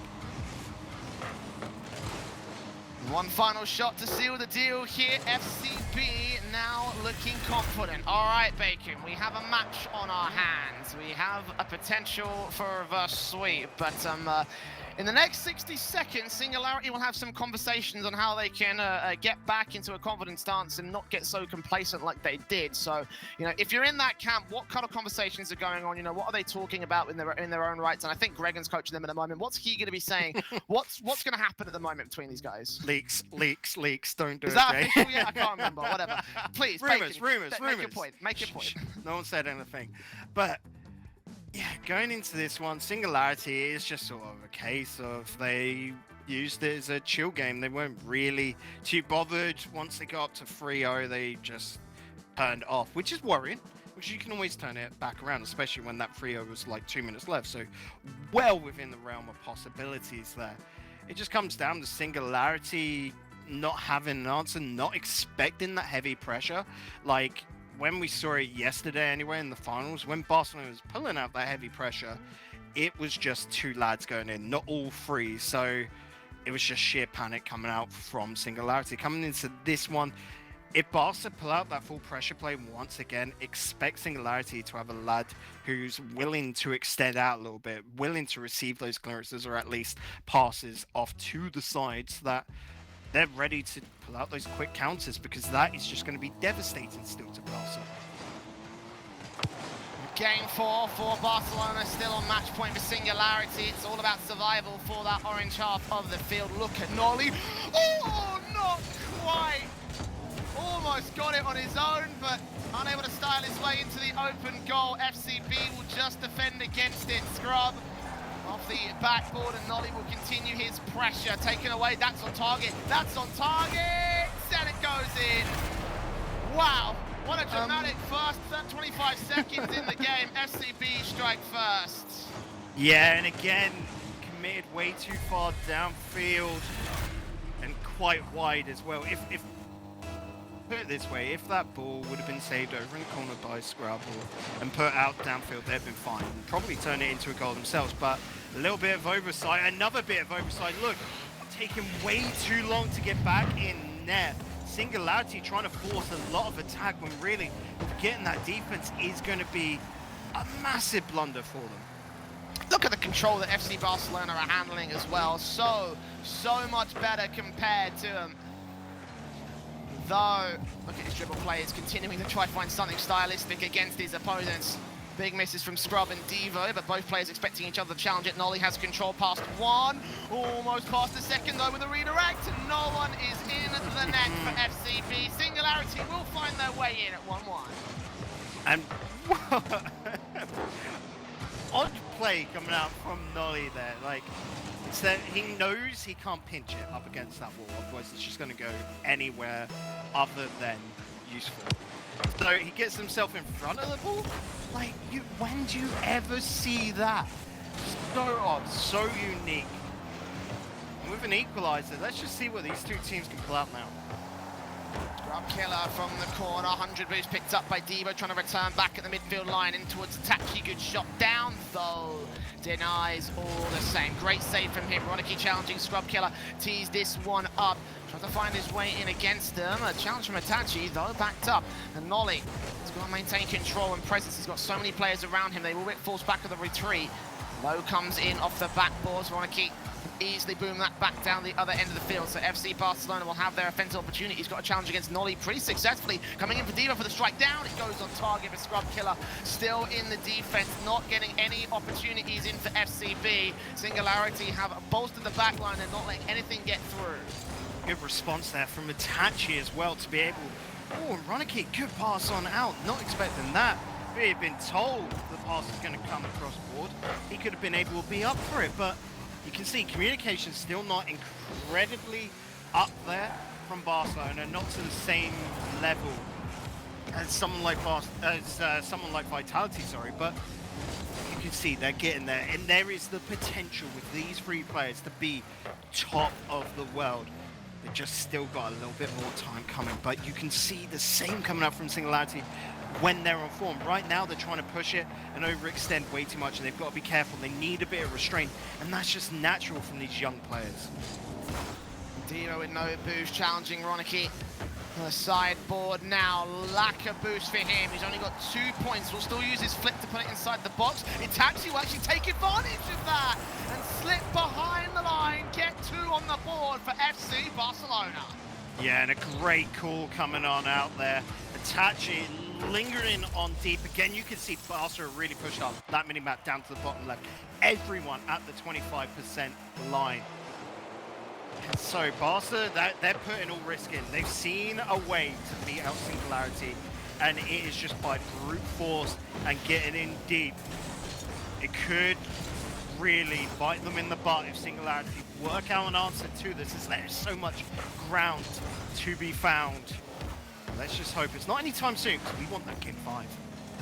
47 seconds, the ball still in the blue half, pushed up so aggressively. This third goal could mean so much to FC Barcelona, could potentially secure themselves a game 5, but look at the quick plays back from Singularity, though taking that one in an awkward stance. I think that would have been on target if Devo had not saved it.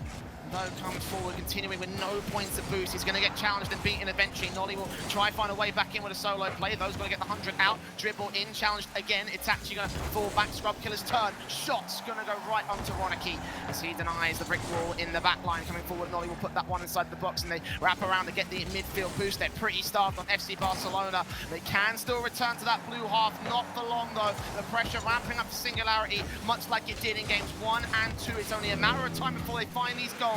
But that time is not now. Oh, nice power slide from Ronicky there as well to get in on that one. I'm looking at Singularity. If they want to get a goal, they can't be putting it so shallow to the net.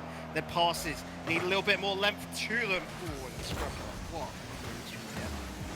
Ronicky, not against though.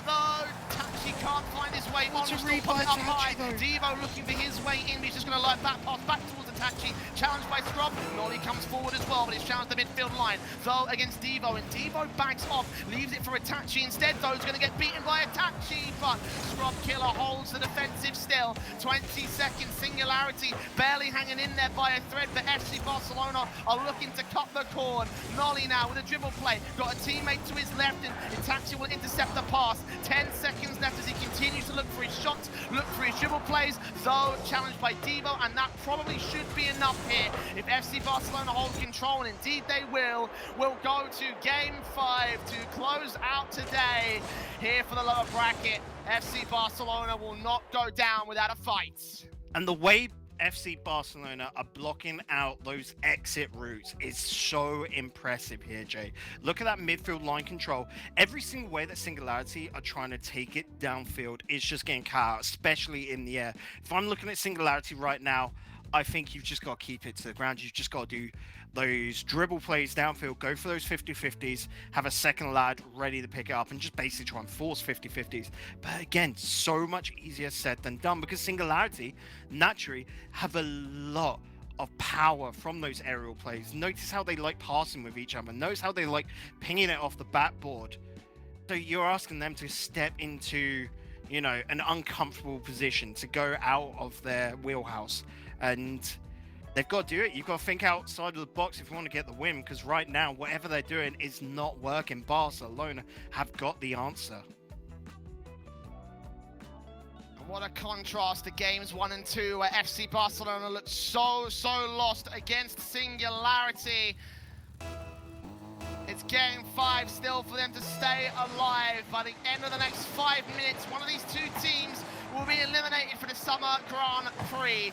And Singularity, after they've worked so hard to lose to a reverse sweep. FC Barcelona on to pull Magic out. Oh, I thought Nolly took that one on target. It was just wide enough, so FC Barcelona can continue their pressure and get things started on the right foot. Monarchy takes it up. It's Nolly there with a demo, though. Makes his way in. He misses this touch, but no one's far forward enough for FC Barcelona now. Devo on here for the triple. Control out against Nolly. And Monarchy comes forward from the corner. Scrub Killer's going to beat him out, take it back over to the midfield line. And it'll continue for SNG. Though back on, Itachi back off. Devo going to pick up the 100 boost, but FC Barcelona holding the boost control and the ball control. Itachi with a great dribble challenge at the midfield. Yeah. Let's take a quick little look at how Singularity are wanting to contest this right now. Beaten, though, Devo's done well, and there's Roniki to pick it up, making sure that Devo's efforts aren't for nothing. And this is what I want from Singularity, Jay, where these two teams are running into each other, where they're trying to get these 50-50s going. You have to have that second man ready for it. Otherwise, it's just pinging off, and most of the time, into your opponent's hands, which is not helpful in any way whatsoever. Good pick up from Scrub there, though. Well, back pass, not towards Nolly's position, though. He's too far forward for it. Coming in too quickly now, though. Got his dribble, plays in off the ceiling. Looking to the backboard, Devo takes that one wide into the corner once again. No boost for him. Out to the center. Itachi to Roniki. Boom back downfield. Is that on target? It's not quite. Though taken away regardless. Back in for a centered up pass. Roniki crosses to the box. No one receives it, though. Back on here, off the ceiling. Challenged by Itachi, moving forward as Devo makes his way out, beats one, trying to pass towards Roniki here for a fantastic goal, but it peters out. He pinches it to the floor, killing all momentum, and FC Barcelona can't score that first. So much great pressure there from FCB. Nolly puts out wide, finally drops on down, but not close enough to each other, not able to follow up. Finally, a great clearance play over the Nolly. Can he drop it? Can he get the follow-up? No. Kept away off the backboard. Again, trying to use way too much space to move downfield. He's got to be snappier. Oh, Nolly, that's impressive. Just denying there on Itachi's double tap attempt. And now Nolly will try and look to the counter-attack alongside Though. Good plays in off the backboard. Roniki will just get his touch out. Challenged again by Nolly. No wraps around here from the midfield control off the sideboard, coming to the backboard. Good beat out from Itachi. Scrub Killer has control. Beats one. Roniki tees it back away, and they've committed pretty heavily on this one. Fortunately, the rotations are there. The ball's not going back fast enough. The ball off the backboard again, though. Taking it to the side. Roniki to the backboard again for Scrub Killer. He's there for the defensive every single time, it feels like. With 2 minutes to go, he'll be a necessary element. Back and forth, striking game. Singularity will need to find some way back into, though. We were at 0-0 here in game 5. Potential for overtime is high. Unless Roniki does something alongside Itachi here to the right-hand side of the net, nothing comes through. Yeah, Scrub Killer's going to have to let that go loose. Devo picks it on up. Once again, Scrub finally finds 100, but a double commit with Though. Naturally, Though was the better option there, but you can see they're not calling it for each other. Scrub is just going to clear out to the center. Been a cardinal sin, well kept out by Itachi. But again, nothing getting close to the mark right now. Both these two teams. Scrub! Well held, Roniki. One player to beat, and he holds true. You mentioned his board, it's Roniki. Just keeping control for FC Barcelona. Scrub still looking for his chance towards his teammate, but they still have the backline built. FC Barcelona will not concede the opening goal, and 50 seconds to turn around, and one more Scrub Killer, just barely putting it out wide. Itachi with a chance, sets up Devo, and Scrub Killer holds that defense as well, though. Challenging Roniki now, outside of the box. Itachi takes this one up high. A light touch, though, no backup. Big misses from the defensive elements, though. Devo Devo will look for his chance down the center line as it gets returned to the orange half. 30 seconds left. So picking up the 100 as Devo booms it back on. So to receive the pass from Scrub. He can't connect the shot. And FCB will be given a gift now. Itachi challenges 1, beats him, challenges 2, sets up. Ronicky dunking it right on target. No! Taken away by those, and 10 seconds left. Singularity, one final chance. FC Barcelona will continue to contest. Ball control to their favour as the timer hits 0. The ball's out though with a chance. Go for the double touch. Second to wide, and we are in overtime. You could not ask for more, Jay. After going to Game 5 last night, they're looking for revenge. Barcelona, and they have found it! Devo to the top left, 7 seconds, OT, Game 5, and Barca have just absolutely sent Singularity out. 5th/6th place is all they're going to get as Barcelona move on to tomorrow. And they complete the reverse sweep against Singularity FC Barcelona. 3-2 in the series. Will move forward to day 2 on the lower bracket for Singularity. They must be heartbroken for that. Overtime, last second, they had the chance right there in the palm of their hands, but they just couldn't finish the job. Bacon, man, what a match. It was such a good match. To end on a sweep like that, you absolutely love to see it. You also absolutely love to see the Jar Jam. Come on, boy, come into the commentary booth, come have a little chat with us, because what a series that was.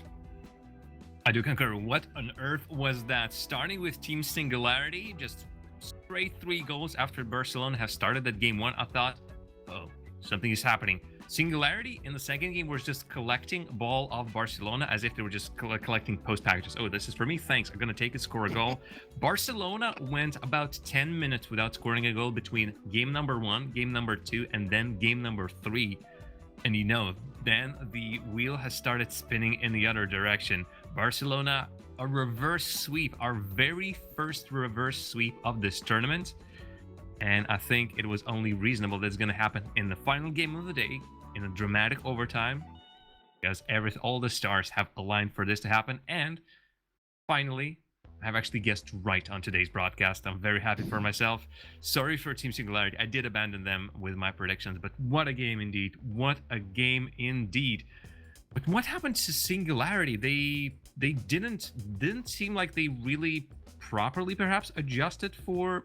They adjusted after their previous game, but it feels like they didn't adjust to their opposition, Jay. I think Bacon summarized it pretty well when, I think it was game 3 when FC Barcelona took the comeback around, you know.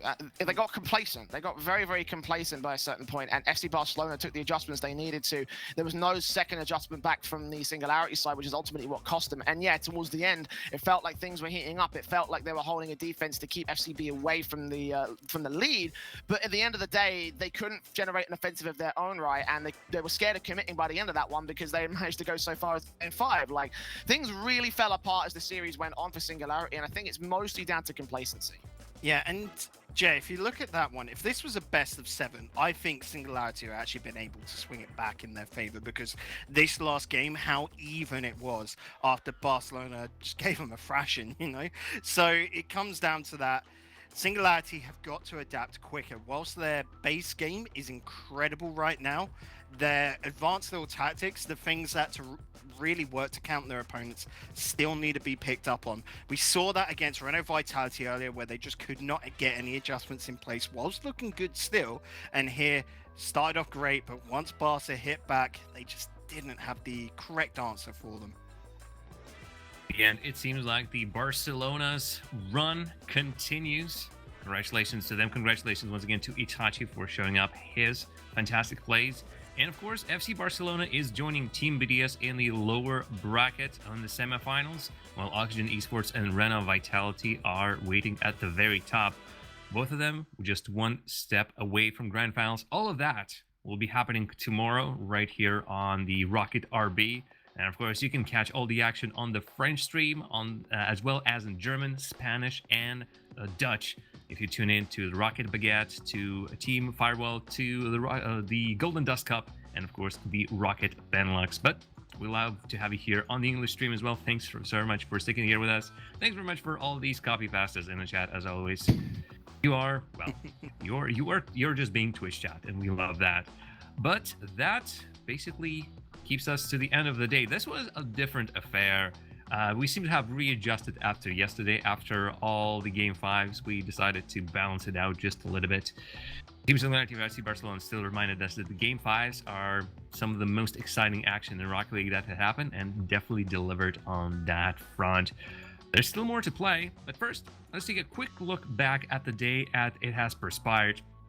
We started with Team Liquid versus Oxygen Esports, and while everyone had a lot of trust in Liquid after their performance earlier in group stage, Oxygen Esports defeated them in 3 straight games. Physical plays, well, so useful previously, no longer were active during the matchup against Oxygen Esports. Team Singularity similarly fell to Renault Vitality, and 3-game sweep that was not dramatic, and Teams Renault Vitality did their best, much better than we saw them throughout the group stage. But Team Singularity could not recover after that, and their adjustments, as we just talked, were not enough to defeat Barcelona as well. Of course, Team Liquid then in the lower bracket met Team BDS. And honestly, Team Liquid felt like they came into that game already defeated. Only 1 game won, only 2 goals scored for Team Liquid. Those were Speed and Fruity. The best goal scorer for that squad, Liquid. Cookser in the group stages was nowhere to be seen.